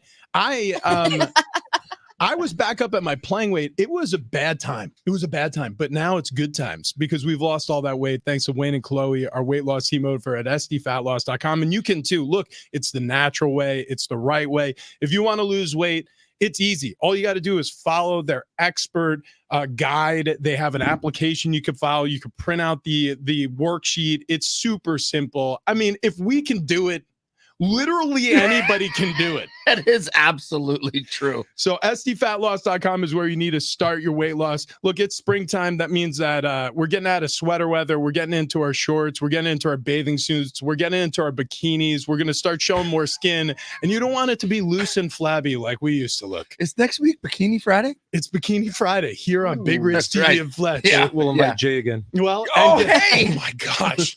Could you? We need Wow. to get him on Yeah, no kidding. SDFatLoss.com. Does he need it though? Well, actually, no. He's got a perfect belly. Ours were flabby. Yeah, that's right. Okay, all right. Okay, Fletch. okay, All right, okay. all right. Fletch, easy But on the break. Break. The point is, with SDFatLoss.com, we were big fellas, and now we're little fellas. Hey, that didn't sound right. Look, the point is, go to SDFatLoss.com. Actually, no. Now we're bigger fellas. Oh, good point. Right? 30 pounds. You gain an inch. The point is, Fletch. The point is, Fletch. scfatloss.com.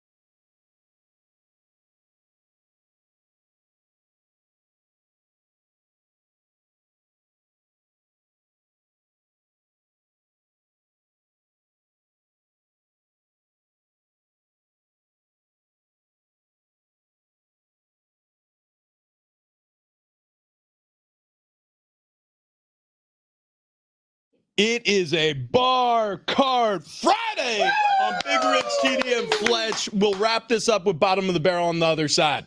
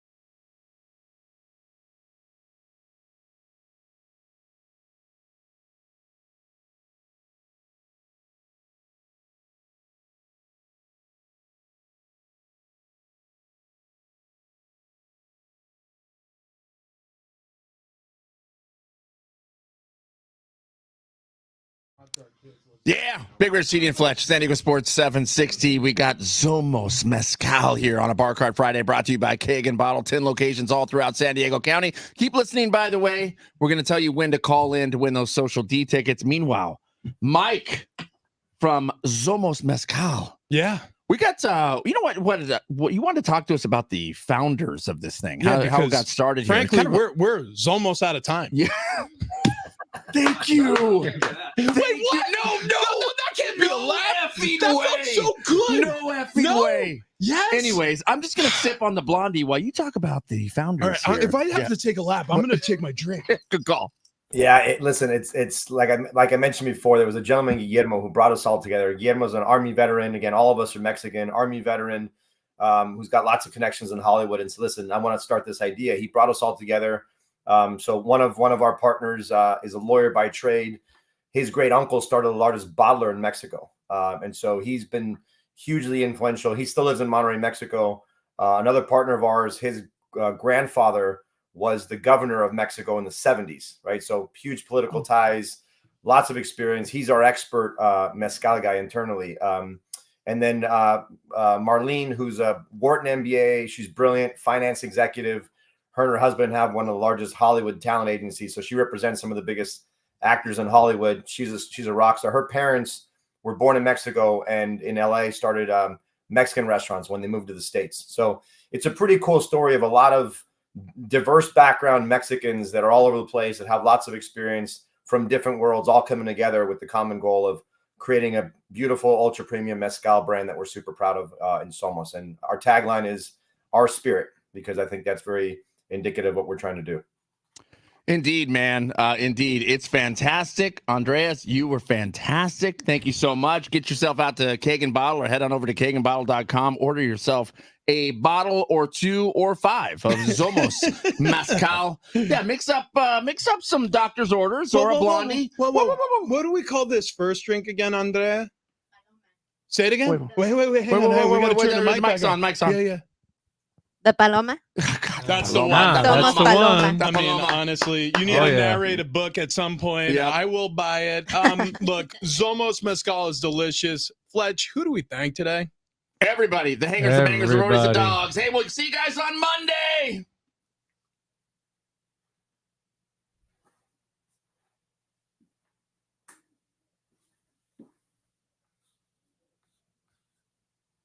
Thank you, Mike. Thank you, brother. Appreciate you guys. Thanks for your support. Go Padres. Yeah, man.